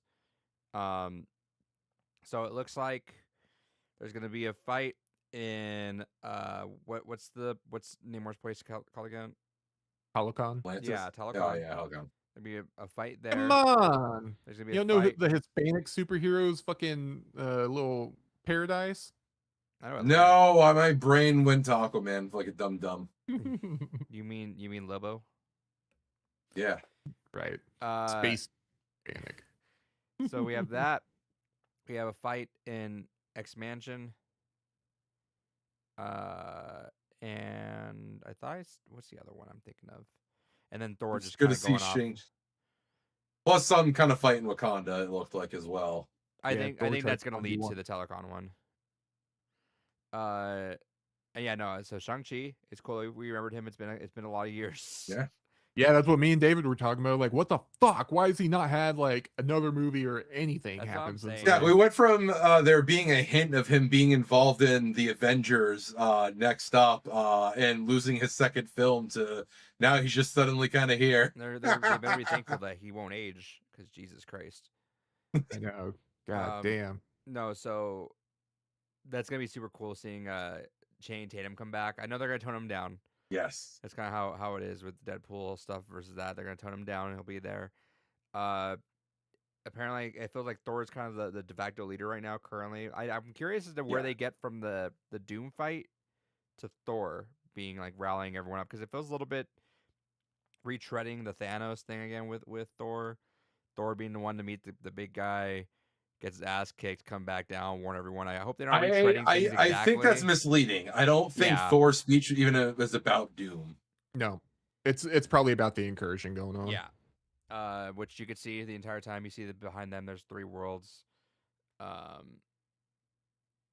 But I will say it does feel just the timing of this trailer in terms of just the scope of things. It doesn't hit. Like, it's still a great trailer. I'm still excited as hell. It doesn't hit as hard as the other ones just because we didn't work to get there, Like, it doesn't feel like we were all leading to this impending thing that we knew was just looming there. It's gonna happen. And I disagree with the people that I'm on the other end of that too, where we didn't really get as much of a lead with Thanos as people like rose-colored tint glasses think, because we didn't. I disagree, but I think it's because they're focusing on the wrong thing, right? They don't need to focus on Doom as much. They need to focus on the incursion, because we've had the Fantastic Four now. They literally had to save an Earth already from a planetary celestial ending event. But now the stakes are higher. It's like now we have to save 3 of them, and because why? Because there's an incursion going on, and then you can slowly start to piece in the Doom stuff. Fantastic Four's world is like, holy fuck, we just dealt with something. Jesus Christ. Yeah, that's why I think so fucking funny about it. It's like we just fucking handled this. Now we have to do 3 times. Yeah. I wonder, but that's also because I you know I agree with that, but is it kind of Disney doing that thing because or Marvel because it's Doomsday, right? Right, Like, I and mean- it's a play on the word too, like that. I wonder how much Doom is actually gonna be the villain. Maybe until the end. Maybe when they find out that he's double crossing them, that's when Thor goes in like, hold on, and they realize he's actually a Well- lot stronger than he actually lets on to be. I can probably already tell you what's going on. Like the incursion's going on. Doom's there to present as a helping figure. Maybe third act, they're going to find out, no, he's working it for his own mechanisms to create Battle World, and then they'll have to show up to him. Like, Or do the you final think? fight. Do you think he makes them try to fight each other? That's how he insinuates like, "Hey, that world's bad. Go kill them." That's why they're the. I Avengers think X-Men that'll fighting. be what. That's where we will end. Is like the beginning of that because this is essentially a 2-parter. Well, I think it's just going to be, I don't think we're going to get any of like, it's going to be like a very brief thing. Like, oh, who are these guys? Oh, Like when blah, blah, blah, blah, when blah, the fight. Guardians met Yeah. Iron Man and Spider-Man and exactly. Doctor Strange. Yeah. Right. They'll probably go in exactly. there That's and what it's gonna be. they probably hop through or see the other world, like what's going on here. Oh, who the fuck are you guys? They beef it out and they're like, oh wait, no, we're all cool. Yeah, we're all chill. We're trying to figure out the same shit. Yeah. Yeah, because there's no way this is going to be a Lord of the Rings fucking extended cut length film. This is still going to be maybe 2.5 hours or so. Now, Yeah, I think the whole film is just going to be setting up Battle World and Doom trying to create Battle World. yeah, do we think, or when do you think the whole Robert Downey Jr. thing comes in? Probably not until the next movie. You I don't it's think he's be- going to take his mask off. Do you? I think that the mask off moment comes off when Thor sees his eyes. I think that's probably. I don't even think then. I just don't think we're going to see his face at all. That's insane. And like I mean I totally could see that. That's insane. Or how much money I think you it paid would this also guy? be. You paid this guy Yeah. so much money for a masked role in that first movie, Well, they're paying him a shit ton of money, and he's doing the accent too, which I thought was which pretty was good. actually a good accent. I thought like Yeah. Some people are like are always gonna be iffy on accents. That's fair, but I mean, for a second, I'm like, who the fuck is? Oh fuck, this is Doom. All right, interesting. And then there was a thing where Kevin Feige was talking about was describing Doom, and he described it in like almost same exact way that Tony Stark gets described. Yeah, like, he lists off like a Like- magician, genius, yeah, leader, but something, it's yeah. the same way like Playboy, the millionaire, Playboy or whatever. philanthropist. Yeah, Yeah, it's not the same way. So like I see where they're kind of trying to line it up with. I'm curious as to when this reveal comes because I could see that, but also I could imagine Disney's not like, hey, you guys paid a fucking lot of money to him. Show his fucking face. Like we need to see his face somehow, some way in that first movie. I wonder, but what do you guys feel about the castings? Do we think we're getting another reveal? People are thinking that maybe Hugh Jackman comes out for Hall H this week. Because you can't. Yeah, I don't don't think we'll get too I many don't see how you reveals. have an X-Men versus Avengers thing and not have Wolverine in the well, mix we already there. have the cast, right? Was his chair part of No. the whole cast announcement? No, but Steve Rogers also wasn't. Hmm. Neither was Ant-Man's daughter that we got confirmed in his trailer as well. Hmm. So there's definitely like still open to more names. I could imagine that. Like I would be not shocked if Hugh Jackman and Halle Berry showed up. Yeah, I can definitely see that. I'm surprised we haven't seen anything of Famke, of old Jean Grey. Yeah, I can see Yeah. a few more roles because this is your X-Men thing. You know, this is it. If you got Ian McKellen and you got Patrick Stewart, Patrick Stewart in on that, like it as has well to as be the original Mystique actress as well. you got to get the whole gang there and Little just go for it. man. You know, and at some point Disney's like, all right, we're spending all this money, just fucking because this is their Hail Mary. I'm sure this Well, was Alan Cummings is in it too, right? yeah, Because supposedly there's like a big cool fight scene with Nightcrawler. and Mr. Fantastic that he leaked because he didn't know the whole Disney thing. That's gonna get weird. Breaking news: OpenAI says AI models went rogue during testing, triggering "quote unquote" unprecedented breach at startup. Yeah, I laughed at that earlier today. Hell yeah. I could see a few more name drops on the X-Men side for sure. Robert Downey Jr. posted something like around Easter time with a bunch of Easter eggs, and they had Spider-Man and Doctor Strange on there too. They're keeping it really well under wraps. If they got some of those in there, I can imagine Spider-Man makes sense that they kept it under wraps because you want to wait for brand new data to post credit it and show something there. But like for an Avengers thing, it just kind of it's still a little light on some. Like I know it's crazy saying that, but it's light on some names. Like are you really gonna go Again, another this is Avengers 2 without? movies. I get that. I I get think that. I get that. But we still have room for more. Like you're gonna do both Spider-Mans in Secret Wars, you know, or all 3 of them rather. You're gonna get the other ones. But like, are we gonna have another Avengers without Hawkeye? Are we gonna get our first Avengers without Hulk? Like, We might actually not get both the other Spider-Mans in it. That'd be because so Battleworld's whole thing is he's creating a whole new planet from pieces of the 3 existing planets. I mean, the Spider-Man don't exist on any of those planets, right? I'm sure there's gonna be an excuse, like somehow, some way where Peter's gonna Bring in talk Miles. to. Yeah, no, they're Those not those they're not gonna Spider-Man let them. might not exist. Not gonna let them until Spider Well, Verse is Miles done. was actually introduced in like one of these similar storyline. I think it was Secret Wars 2. Yeah. yeah, it Like one of the was. big ones where he Venom got brought was. in. Yeah, Venom was And the introduced in the very OG. first one. Yeah, But the symbiote suit. can you imagine if they bring back Tobey Maguire in a black suit? That'd be fucking That actually got pretty hard. crazy, dude. Can you imagine the fucking audience if you saw him show up in a black suit? Um, there's no way you're not gonna because this is Secret Wars has to essentially be here's all live action Marvel things that we've done. And so if you go through that and there's not something like Peter eventually talks to Doctor Strange, be like, hey, can we call my friends again or something dumb like that, you know? There has to be something like that. I'd be surprised if there wasn't. I get thematically and story wise it shouldn't, but like throw all the bullshit out the window at that point because this is their Hail Mary. This is like, in which See, I don't think it's going to be that because I think what we'll get is we'll get a lot of like quick cameos. You know, I think we'll get a lot of like background shot fights. We'll get a lot of like blinking you miss it kind of moments. But I think this is I agree that this is their Hail Mary, but less in the sense of like, this should be a big celebration of what came before. But this needs to be the big Hail Mary of you need to set everything with a new expectation of what's going forward. yeah, so they're gonna it's gonna be a sort of soft reboot at the end, like right. They've already confirmed that X-Men is gonna happen, obviously after all this, but Secret Wars has to be the biggest. Like Doomsday is the biggest. Doomsday has to or Secret Wars has to be bigger because that is the biggest in the comics.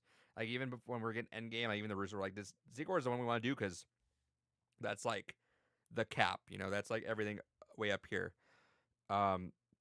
So you have to up the ante next movie, and you're not gonna have like Professor X is dying again in this one. There's no way he doesn't. But you wonder like who's gonna because I'm also curious like who's gonna die at this one because we do have to have some deaths in here. Oh yeah, like fucking everyone's dying. I suspect that. Yeah, you gotta make room for Adam one Driver. Yeah. In this one, I suspect that the majority of the X-Men are going in this one. Yeah, I can definitely see that happening. Besides, like maybe because they're gonna keep Cyclops. They're gonna keep Cyclops, Wolverine, Storm, Gambit. probably. Yeah, and probably Gambit. There would probably be like 4 or 5 per like team. Alan Cummings is gonna dip out this one. This is his one. Oh yeah, he's definitely getting it.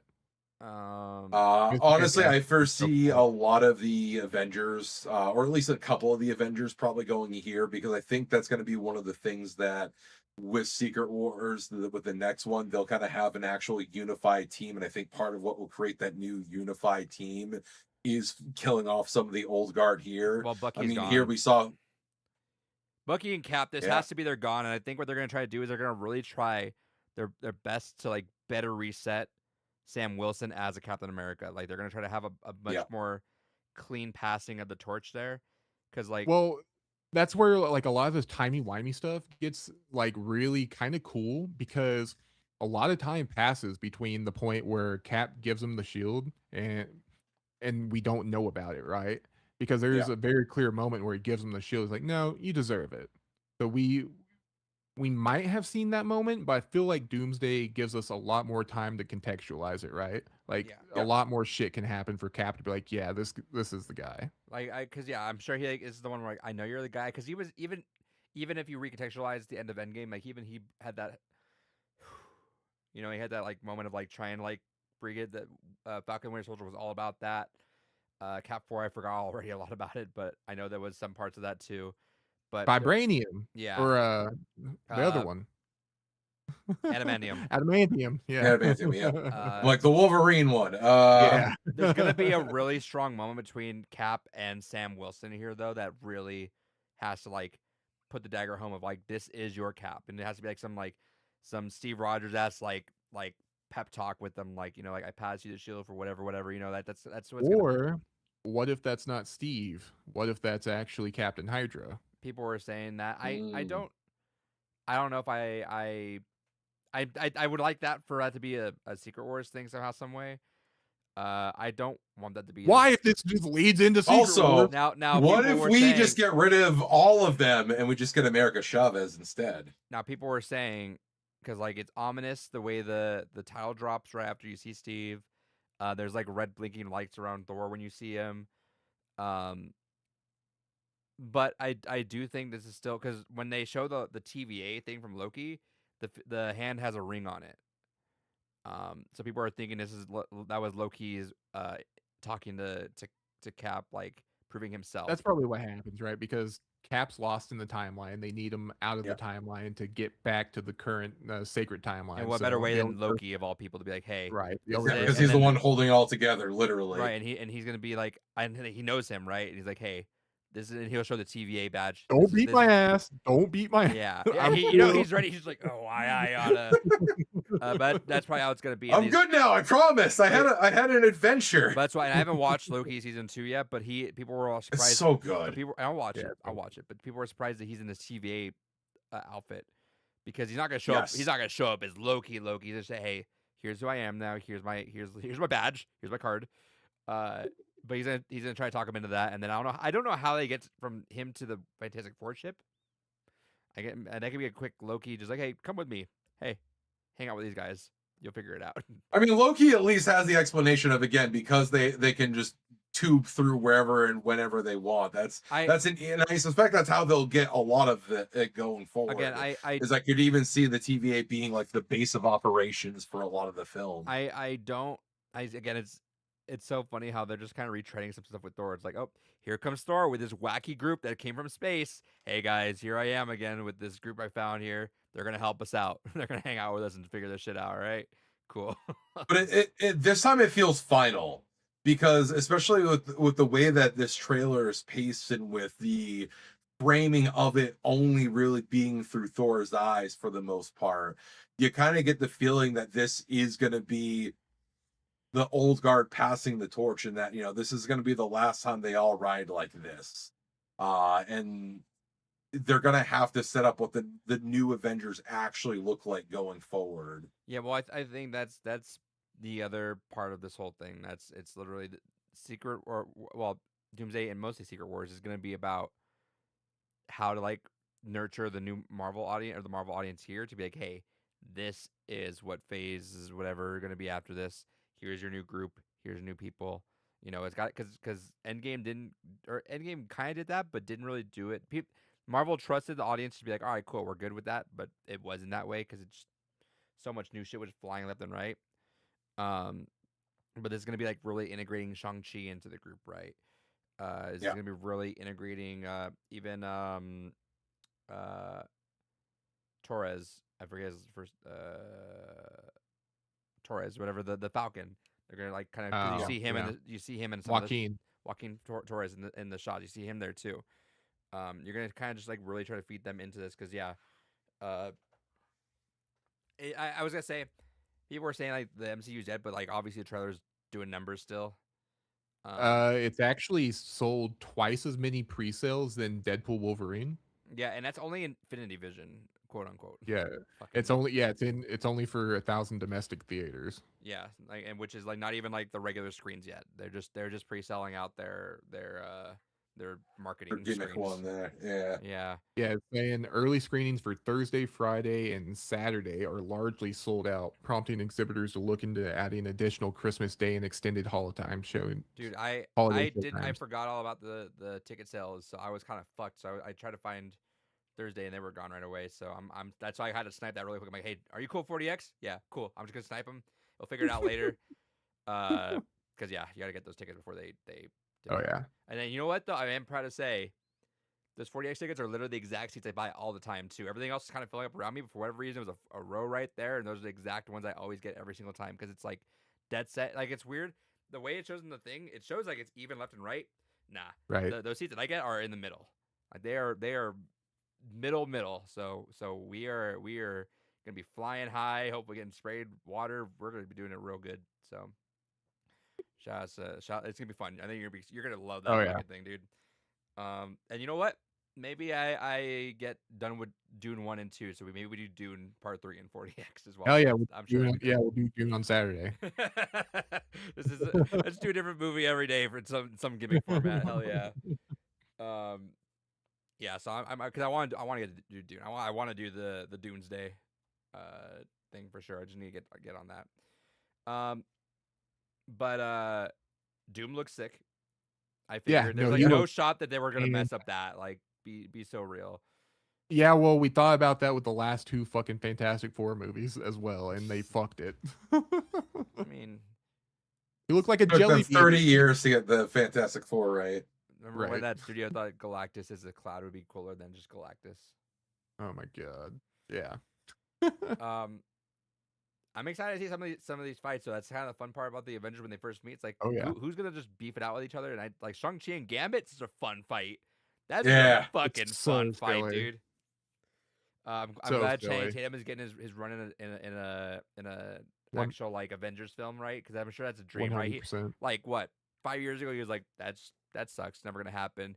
Then Ryan He Reynolds did shows up. say He's he's like, about hey, to make a name for himself. hey, this is Ryan Reynolds, Channing. Do you want to just make this happen? You Well, want to like do for this? example, though, too, like Deadpool is gonna be in Secret Wars, right? You're gonna add all these filler names that have been missing. Like if Hulk's not in this one, he'll be in Secret Wars. You're gonna have if Strange is in this one, he's gonna be in Secret Wars. You're gonna have Yeah. all those filler names, and if Hugh Jackman, which I'd be shocked if Hugh Jackman's not in this one because this has to be the introduction to like X-Men and Avengers fighting, and that has to you can't do that without Wolverine there somehow, some way. Yeah, and they officially, well, I don't know. The timeline shit's weird, right? Because It's after very Deadpool weird. and Wolverine, they bring the other Wolverine over into the Fox Yeah. X-Men timeline so that they have a stable timeline. But I think that's technically after. I think where they're very Doomsday would be excited to happening. reset all this shit and just make a fuck it. Yeah. Just one timeline again. Yeah, because I could see them even potentially pulling because again there's so much that was supposed to happen before these films. Like we were supposed to have Young Avengers by this point as well, and now that's just a huge plot thread that I'm like I don't know if they'll even touch on that or if that maybe will be where we start to see some of that built up finally as in Secret Wars. So we're definitely not getting it in this one. But we got to be getting some of that at some point in here somewhere. What do you And again, who do you guys Go think any? I think Bucky takes the hit on the Avengers side. Oh, 100%. He's like one of the first ones on the Avengers side. I guarantee it. Who else are we losing? I think we lose at least a Thunderbolt as well. I know. I think that is him. I was gonna count say, him like, on the maybe Red Avengers side. Guardian. That's fair. I was thinking like maybe Red Guardian might die and might finally I hit can it. see Red Guardian that giving Yelena a big driving force there. And I see Yelena going out in the second one. I don't think she goes out in the first one, but I think she does go out in the second. Oh no, I don't think she goes out in the second one. I think she's just the Black Widow representative from here on. Yeah, I think she's going to survive. She's gonna and be in Brand New eventually- Day as well. Yeah, whenever they meld the Avengers teams back together, she's of course gonna be like one of the new old heads of the Avengers team. The new old heads. Yeah. Well, because that's where I was trying to go to with some of this is like, you know, what does that new Avengers team even look like? Like, Kels and I were talking earlier, and it's like I could see it being like a interesting kind of full circle moment. Definitely having Spider-Man potentially being leading it, you know, because we had that moment in Spider-Man 2 where he was originally supposed to go into the Avengers, like, oh no, that's a test to see if I was ready or not. Of course, this wasn't planned. And Tony's like, fuck, actually, I was gonna have him join us, but whatever. And then to have him potentially just being the new face of it, especially where, you know, we're getting a trilogy guaranteed with him. I think they And would love to on paper, but they just don't want to give Sony that much negotiation room in talks with everything. Like, cause if you literally give him the Avengers, you're giving Sony a lot of the weight in terms of how much they can negotiate. I don't think they have a choice. When you because they haven't done anything to really build up too many others. Like obviously Shang-Chi will be part of it, but we I think haven't that's kind of the built- issue though right now, and I think that's partly if Tom Holland isn't in Doomsday, I think that's part of the reason why, because they're going to try to build up other people ahead of him. It's hard to build up amongst like it's hard to build up against the most famous superhero of them all, right? But like you have to either way. I mean, like Iron Man did it, and that was that they weren't. You know, you just got to build it up. Yeah, I think they're probably gonna save Spider-Man for the second movie too. Anyways, they're gonna like I think it goes along with my theory. We probably won't see Robert Downey Jr. until the second movie, and it's probably gonna be for that impact on Spider-Man. or it'll be the that end. reveal. It'll be like a big like mic drop moment for the Avengers to see or something. Yeah, because I don't Well- see this Doom living through Secret Wars either. I think we'll No. we'll get a teaser for there being another Doom that'll be like the permanent fixture Doom. Oh yeah, no, in they're the not I kind of had gonna- that MCU. thought. They I can't kind afford of him. had that thought too. Like, what if they send like Robert Downey Jr. is not the real Doom? He's like a proxy Doom that gets sent, like a almost like a Doom emissary or like a Doom bot proxy. You know, it's just like, Yeah. oh, I am Doom. It's like, that's not Doom. Yeah, somehow, some way, because they're not affording. He's not doing it again after this one. Like even if I'm sure they would throw all the money in the world they could, but he's just too much to keep it going. Yeah, and there's no way you're using Doom only twice in the entirety of the MCU. Like, come on now. Oh yeah, no shot. Do you feel like Sentry is the Molecule Man here? Yes, Mm. yeah, absolutely. They're gonna, Doom's probably gonna absorb Sentry and become God Emperor Doom. and then he's just a good old Bob at that point. Yeah, and hopefully we'll get to see a Thanos getting his spine ripped out moment. That'd be really cool. I would. Do we love see? that. Do you think we see a Thanos come back? Oh yeah. Have a Doom versus I mean, Thanos they moment? had that part. They did some drone thing last year, and they showed that in the drones. Well, I- that they've been hinting at, they've been kind of hinting and showing off at King Thanos and like all the Disney stuff, like for their new rides and shit that they want to do. So I'm kind of wondering if that would set up a King Thanos later. I would love this. I just hate how much they've been ongoing killing Thanos just a few times just throughout the since then, or they've been kind of diminishing the weight of how Thanos was back then. It's like if they hadn't done that, touched it, it's like, oh, Thanos shows up again and just gets wiped. Cool, but like with him getting one shotted by like Infinity Ultron and stuff, it's like, all right, we've seen it before though. Unfortunately, you guys blew your load there. But I mean, it's still gonna be a cool visual for sure. They're gonna do it. I have no doubt they're gonna do that. Iconic comic book panel, you got to. Yeah, like why wouldn't you do that? You know.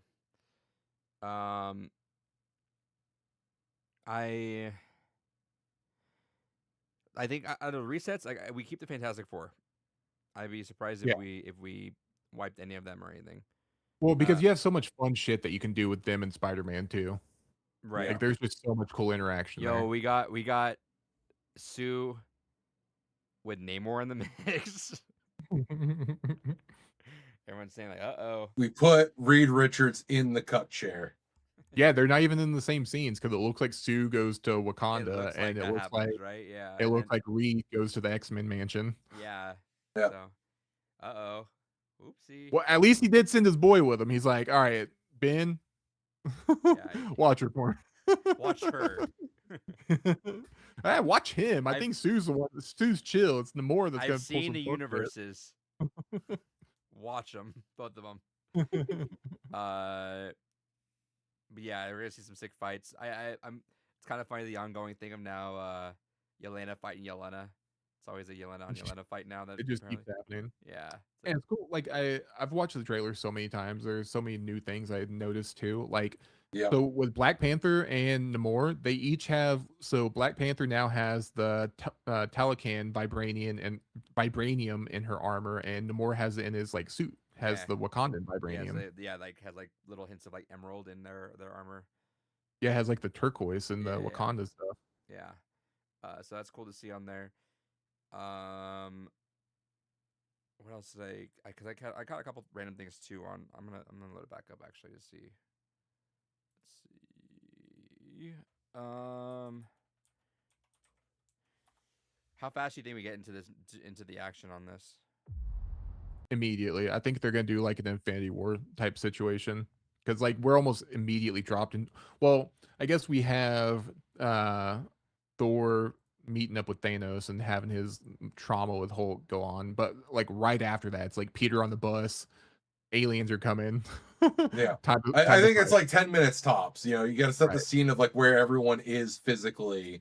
And then once we know, you know, where and when everyone is, then everything goes to shit. So it's cool Yeah. because it looks like the scene that they're all talking together. It looks like this is, and we got it confirmed at the end of Thunderbolts that was a Russo shot post credit, but it looks like this is like a scene right out of it too because they're still all in their same exact Right. outfits, like even down to like Bob's like shoes and socks. So that's like there's a scene right after that too. I think just the kind of curious part, at least, this is like I understand why they're together. I understand Fantastic Four, not with Thor yet, but like I wonder where, because the fucking post credit of Captain America 4 was so stupid. Just the leader saying, "Hey, What was remind." it? It was a leader. Oh, yeah. A reminder. Crazy shit's gonna happen. We've been known. You know, like we're good. Yeah, it's he's just- kind of did that. What was it? The Lex Luthor at the end of Man of Steel. yeah. Like, Yeah. oh, something's coming. But it should, because like all of a sudden Ant-Man's here, right? It's like you guys should have just like had a meetup of like, hey, let's get the Avengers together. You know, like we gotta. I wonder if Ant-Man was like, hey, dude, some crazy shit happened in Little World. Fucking ran into a time traveler, bro. But it's okay. I think it got canceled, so we're good. I mean, there has to be some sort of talk about that, right? Like, Yeah. I can't just have Ant-Man like, hey, what's up, y'all? No, nothing's been going on. We're good. Almost died. No big deal. Yeah.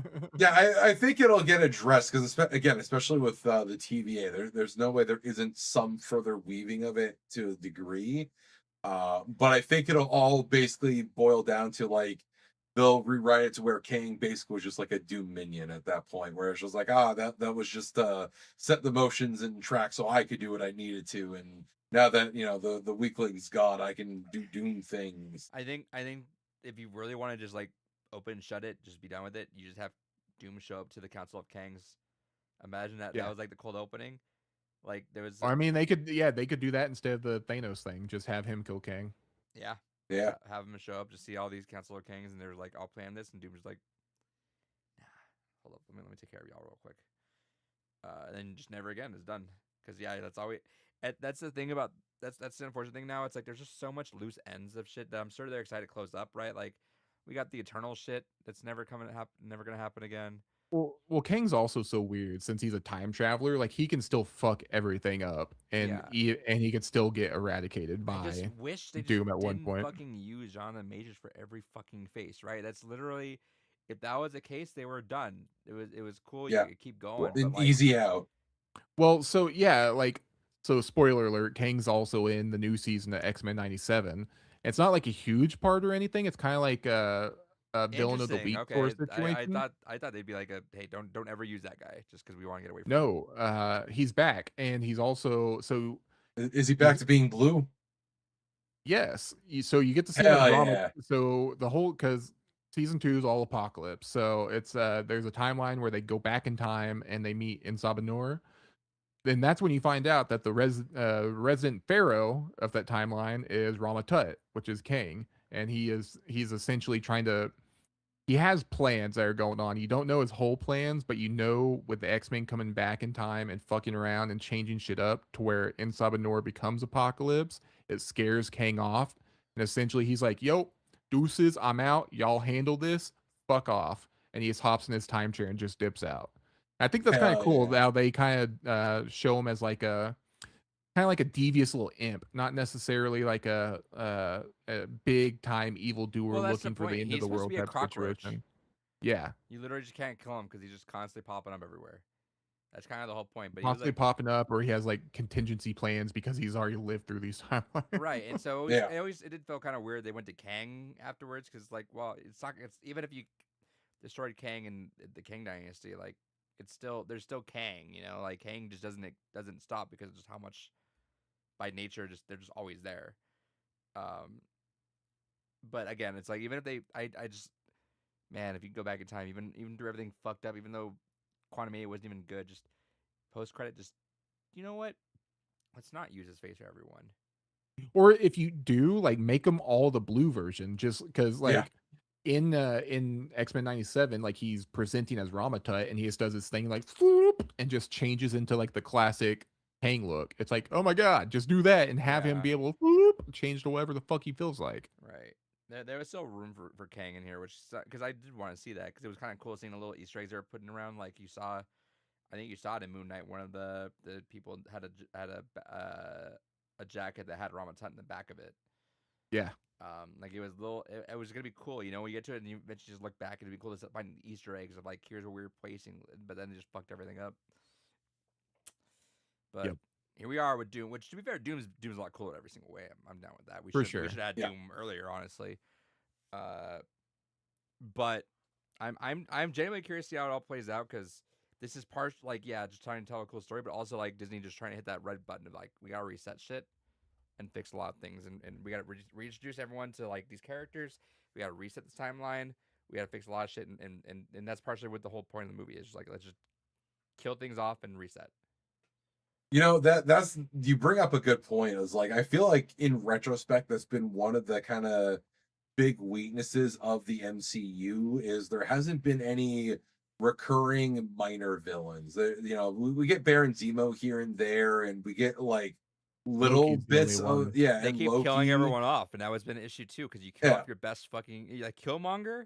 Killmonger was sick. Like people beg for fucking Killmonger back, and you know what?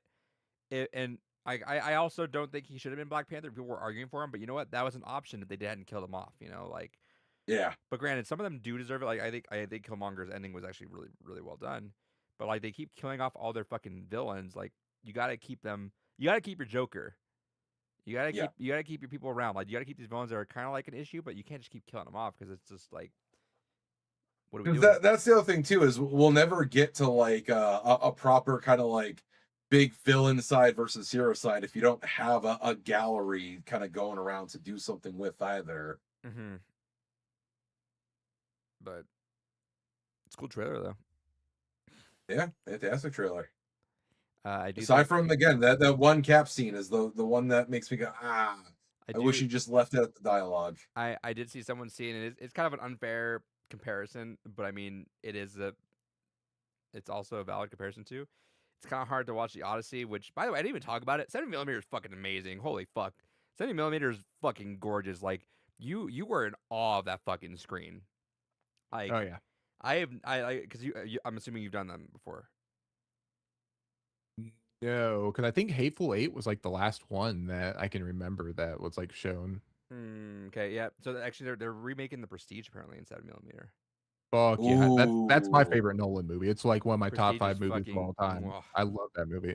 And my buddy that I go see movies with all the time, he's never seen it. I had to like restrain because I'm talking about the movie, and then right as I'm about to spoil it, he goes, "Yeah, I've never seen that." Okay, You know never what? mind. Yeah. Because he Oh, was talking about man. how he's been doing 35mm, but 7mm for Prestige. If they do, I might go down there and watch that with y'all. Hell yeah. Which also side tangent. The status of IMAX is frightening. If you don't know anything about like what's going on, they can't No. make more IMAX cameras. Like Why? on that because anyone that's ever made the parts is gone.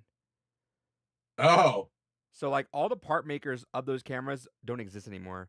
And like little by little just it's become a legacy thing where just very little people know a lot about this. They know what to do to make it work. They don't know how like the innards of it work. It's like you've been given this invention. It's like you go back in time, give someone an invention, and leave, and it's like, oh, this is all we have now. So there's only like Interesting. 15 cameras of these left, I think, or something like that. And like you just got to preserve and hope that they just last for the sake of it. And then which is also insane because you got fucking Christopher Nolan also to do some crazy shit with this stuff too. Like he broke a camera, I think, on Dark Knight. I think one of the camera went down under the water in Dunkirk. Like bro's like hightail in the end of this cameras too, but also like it's just insane. I was reading about it last night. There is like no way to make more of these cameras, and it's crazy because the demand is higher than ever. I feel like because people are demanding like we want more 70mm theaters. Like, well, even then the demand's gonna be like it seems a lot than it is, but it's still there. But it's like it takes for the theater that I went to. We went in, we turned to the right. Like, all right, you walk into the mall, you turn to your right. All right, there's the theater. There's all the concessions. There's the person at the front with thing. I go up there, show my thing. She's like, oh, you're going to that one. You turn around, there's a whole other building that they made just for the IMAX one. So we had to walk in there because yeah, the screen's fucking huge. Like, look at pictures, it is fucking enormous. Like, I was in awe. Like, I do not. Like, there are times like going to your Dolby Theater for the first time, you're like, God damn, this is cool. I was like awestruck just by how fucking huge that screen was, and it was amazing. Yeah, ours is kind of weird. It's not like any bigger of a screen, but it's just like the projector is the 70mm projector. Like I don't know how like it's quantified or whatever, but I mean it still looked fucking good. Is it the true one? It's the true 7mm, like the ones that listed on the. Yeah. Interesting. Yeah, I don't know how like logistically it works, but I just know you go through it. It's like it's the whole fucking wall. Like, yeah, it's amazing.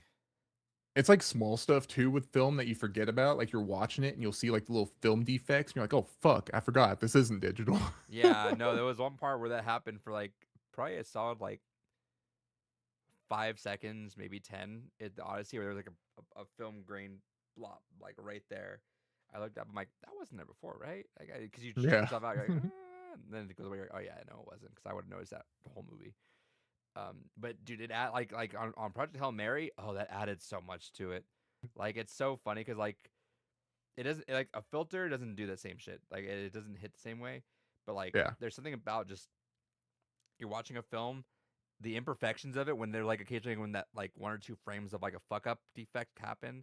It's something about it that really just brings you in more. Or like the light blows out. Yeah. Like, ah, yes, that looks real. Yeah. No, Project Hail Mary in there was fucking incredible too. Yeah, no, 70mm is fucking insane. Like I am incredibly jealous of not having that kind of experience by me, dude. Because man, I would be there a lot. I'd be sinking a lot of fucking money in to watch like every movie I could with that. And apparently this shit's like I think it's booked for a whole month. People are saying that Odyssey's booked out, sold out 70mm for 4 weeks. Oh yeah, that's fucking sick. Yeah. That's good for theaters too, because that just kind of like they're able to upcharge on it and blah blah blah, sell all their shit that they can, make good money off of it, right? Fuck. Actually, yeah. Hold on. Keep talking. 70mm, 70mm. I can't say it. That. Blah, blah, blah, blah, blah. Yeah, no. I don't know. That's super interesting. That there's only so many left. Kind of sucks though if old Chris Nolan's just trashing them all. Maybe he's doing that to try to corner the market. Like maybe there's 1,000 of them left, and he has like 990 of them. He's like, yes, let me keep trashing them all. Well, it's just weird to think of there being like a lost technology in our modern era, but I guess that's what happens with late stage capitalism. It's like, well, it's just gonna happen. It's just gonna be like Blu-rays. Soon Blu-rays will be a lost medium. Say that, yeah, it's about to be like Blu-rays. All right, I would have been so pissed that I forgot about this. Did not get the horse, unfortunately. Damn it! I wasn't gonna. That was too much. It would have been filled with piss and shit anyways, so you didn't want that. I did get this because I felt That's like sick. I had to souvenir it. Like I was like, I'm done with popcorn buckets pretty much. Like I'm like, I don't need any more. But I drove out all that way. I gotta get something to memorialize it a little bit, you know. So I seen in the holder you can fit your DVDs in there actually. Kyle, I'm pissed you're able to get that. You should have told me. I could have bought another one. They had more. They were also on AMC's website like the day afterwards. Like I could have bought the horse. The horse was available online. Ooh, that's Yeah. sick. So this, and then if you turn on, you can't see it, but it has a still of them looking at the horse, like pulling it out. Oh, okay. So Yeah, like, yeah. you could like look at it while you're like, like doing that thing there. While you're watching the movie. Yeah. But I was like, we'd already, which is funny. I was like, I probably should have bought it ahead of time because, could have got the popcorn with it. But we were just like hanging out there, and I was like, you know what? Out of sheer curiosity, whatever, focus. Out of sheer curiosity, I was like, how much is it? I know you guys don't have any more because I saw people walking out. They're like, oh no, we have more IMAX ones. I'm like, fuck. All right, let me see. Fuck, you got me. You got me. Don't have to pull my leg, I guess. But yeah, no, man, what the fuck? All right, hold on. Let me see if I can turn off on. Okay. There it is. Yeah. Yeah, no, I had to though. Like, there's no way I'm not gonna. It's also branded as the Odyssey on there. It's cool. The horse was too much. I don't need the. I want to see just out of focus feed blown up on IMAX. Got all the details there. Yeah, no, that shit was sick. I am jealous of people going to the Chinese theater because they're getting actual like film slides. Very jealous. Yep.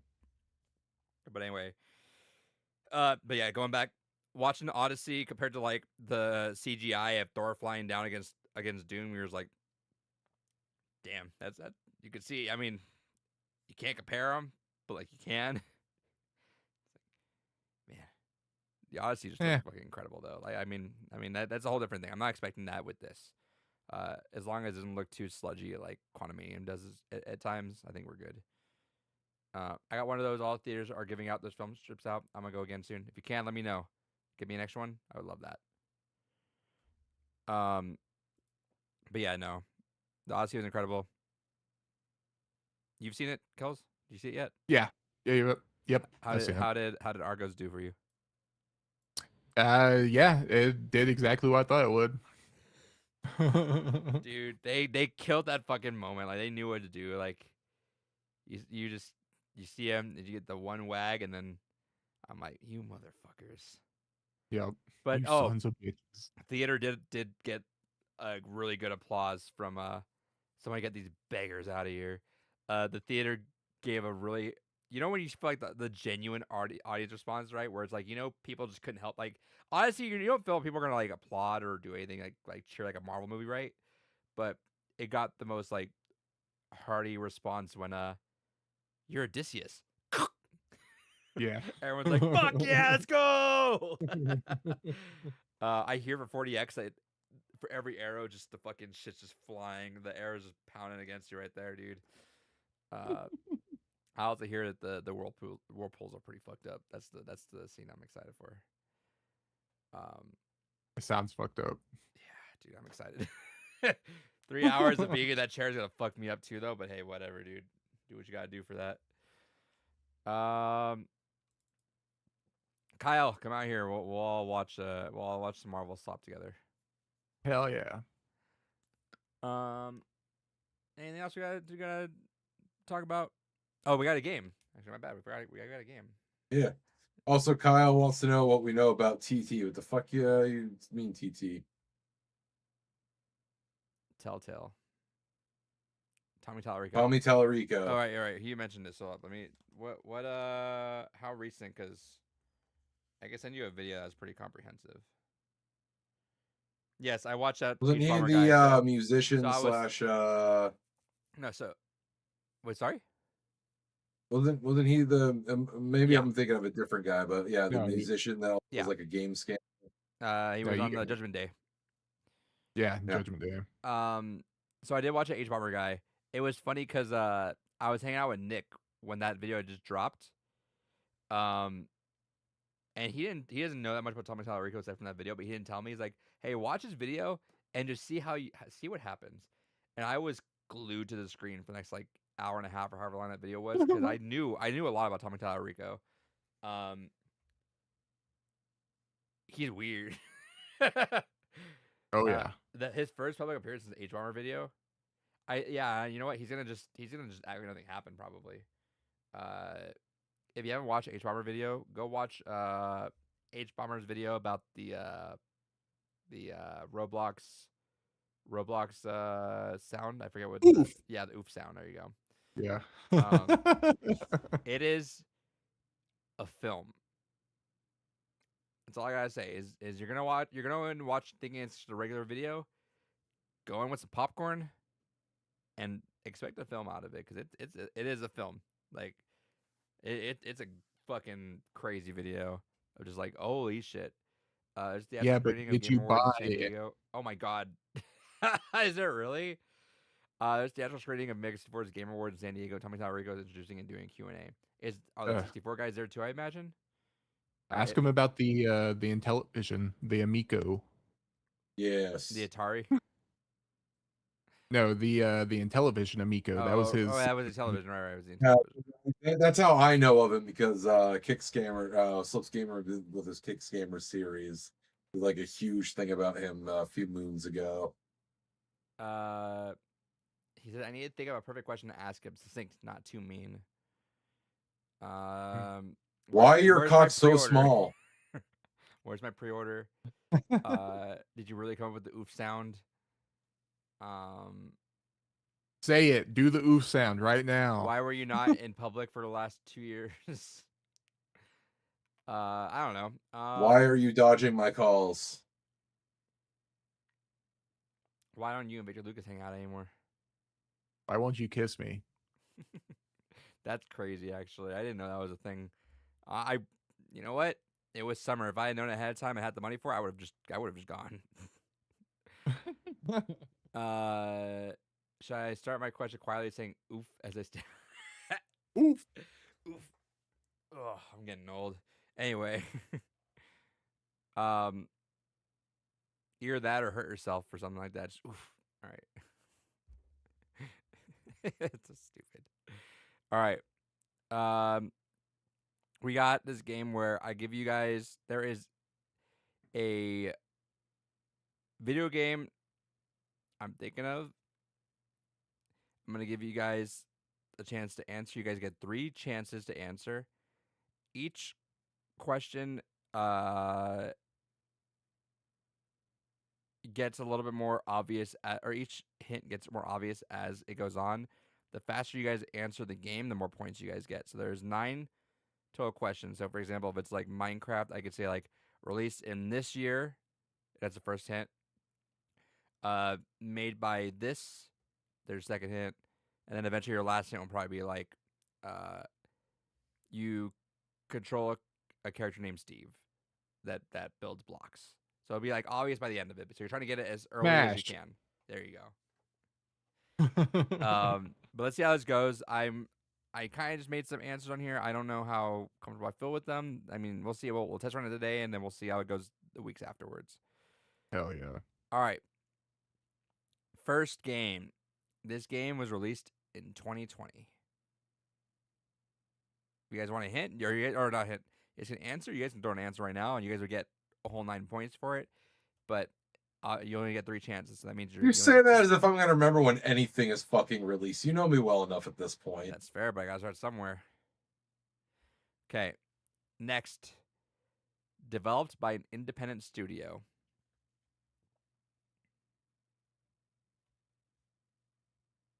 Or you also got 3. But on the same token too, you got 3 attempts at it. So sometimes it doesn't hurt to just throw some out there. All right. Next one. Is this 20 questions? No, it's only 3. No. It's I give you 9. But it's 3 games. Or 3 games I'm putting up there. But also kind of like reverse, I guess. I don't know how to describe it. I seen Hive Mind doing this. Third hint. It's a single player experience. I think I know it. What's your answer? Hades. Hades is it. Woo! Let's go. I'm not gonna be able to do anything with this fucking game. We'll try. We'll see how it goes. Like I said, I'll modify as we need to. We need test runs sometimes. All right. So I actually I didn't show off one of my games because it's related to this, but this one is released in 2010. Okay, I'm assuming unless you guys want to throw a hint out there or throw. I'm never gonna guess a fucking year, so don't Mm. bother waiting. I mean, Kel's. I see Kel's. Trying to think, but yeah, I don't know. Developed by a Swedish studio. Alan Wake. This No, that's a good guess, but no. Sorry, you said David. You said Swedish. Yeah, that's Swedish. I studio. said those exist. All They right. do. Third, it's a first-person shooter. First person shooter in 2010, and that doesn't fucking narrow it down at all. By Swedes. It has both a highly critically acclaimed campaign and multiplayer. I don't know, Titanfall. No. That's right, Respawn, cool. Goober. I don't know. It is the second in its own series. Titanfall 2. Killzone 2. No. Oh fuck! Come on. All right. Oh, it's Gorilla. All right. So Kels, you have one more. One more guess. Yeah. David, you got two. No, I should have one, and Kel should have two. Was it you guessed? Because I said Titanfall and then All Titanfall right, 2. my bad, my bad. Oh, I guess 2 as well. Okay, so last Oh, one. okay. Yeah, Right. so we're both them. Yeah. Okay. Vehicles play a significant role in the gameplay. Mag. No. Transformers: Fall of Cybertron. No. I'll give you guys both one more. We'll keep going because we still have a few more. Environment can be heavily altered during combat. Oh wait, is this Bad Company 2? Yeah. Bad Company 2. Your I next forgot that Dice was Swedish. your next I one is had going to no be clue. players fire alongside a small squad of distinct personalities. Golf carts. And your last one was going to be it's part of the Battlefield franchise. Okay. All right, last one. I forgot Dice was Swedish. Last one. Released in 2011. Okay. Developed by an American studio. America. Okay. A single player puzzle game. Raid. No. Good guess. Portal.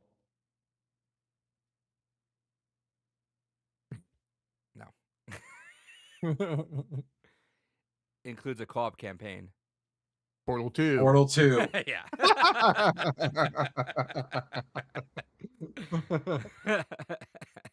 All right. I'll do another one of these. I'll see if I can mix up the beatings for David a little bit. Maybe I'll mix up the release windows for The release year is never gonna fucking help me. I will never get anything based on release year. See, it's funny because yeah, that's true. Like historically, that's true. But every once in a while, you throw out a weird Hail Mary that just randomly hits, and it's like I don't know how you knew that. I could be like 1981. You'd be like, oh, it's this game. Just have this weird hyperfixation on this random game. Like, all right, that was a joke. All right. We'll modify that one and we'll make that one work for next time. But yeah.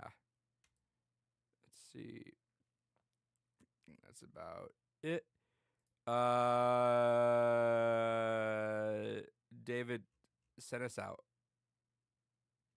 Oh. How do you feel about woke media these days?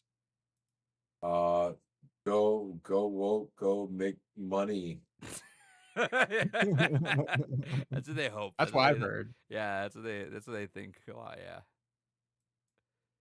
All right, Kyle, you take care, brother. Hit me up for that film strip, brother. I appreciate that. also come hang out with me and Kels, and we'll go to Dunes Day together. Hell yeah. I'll get you some good ass burritos out here too. Goodbye, stream. Bye, stream. Bye.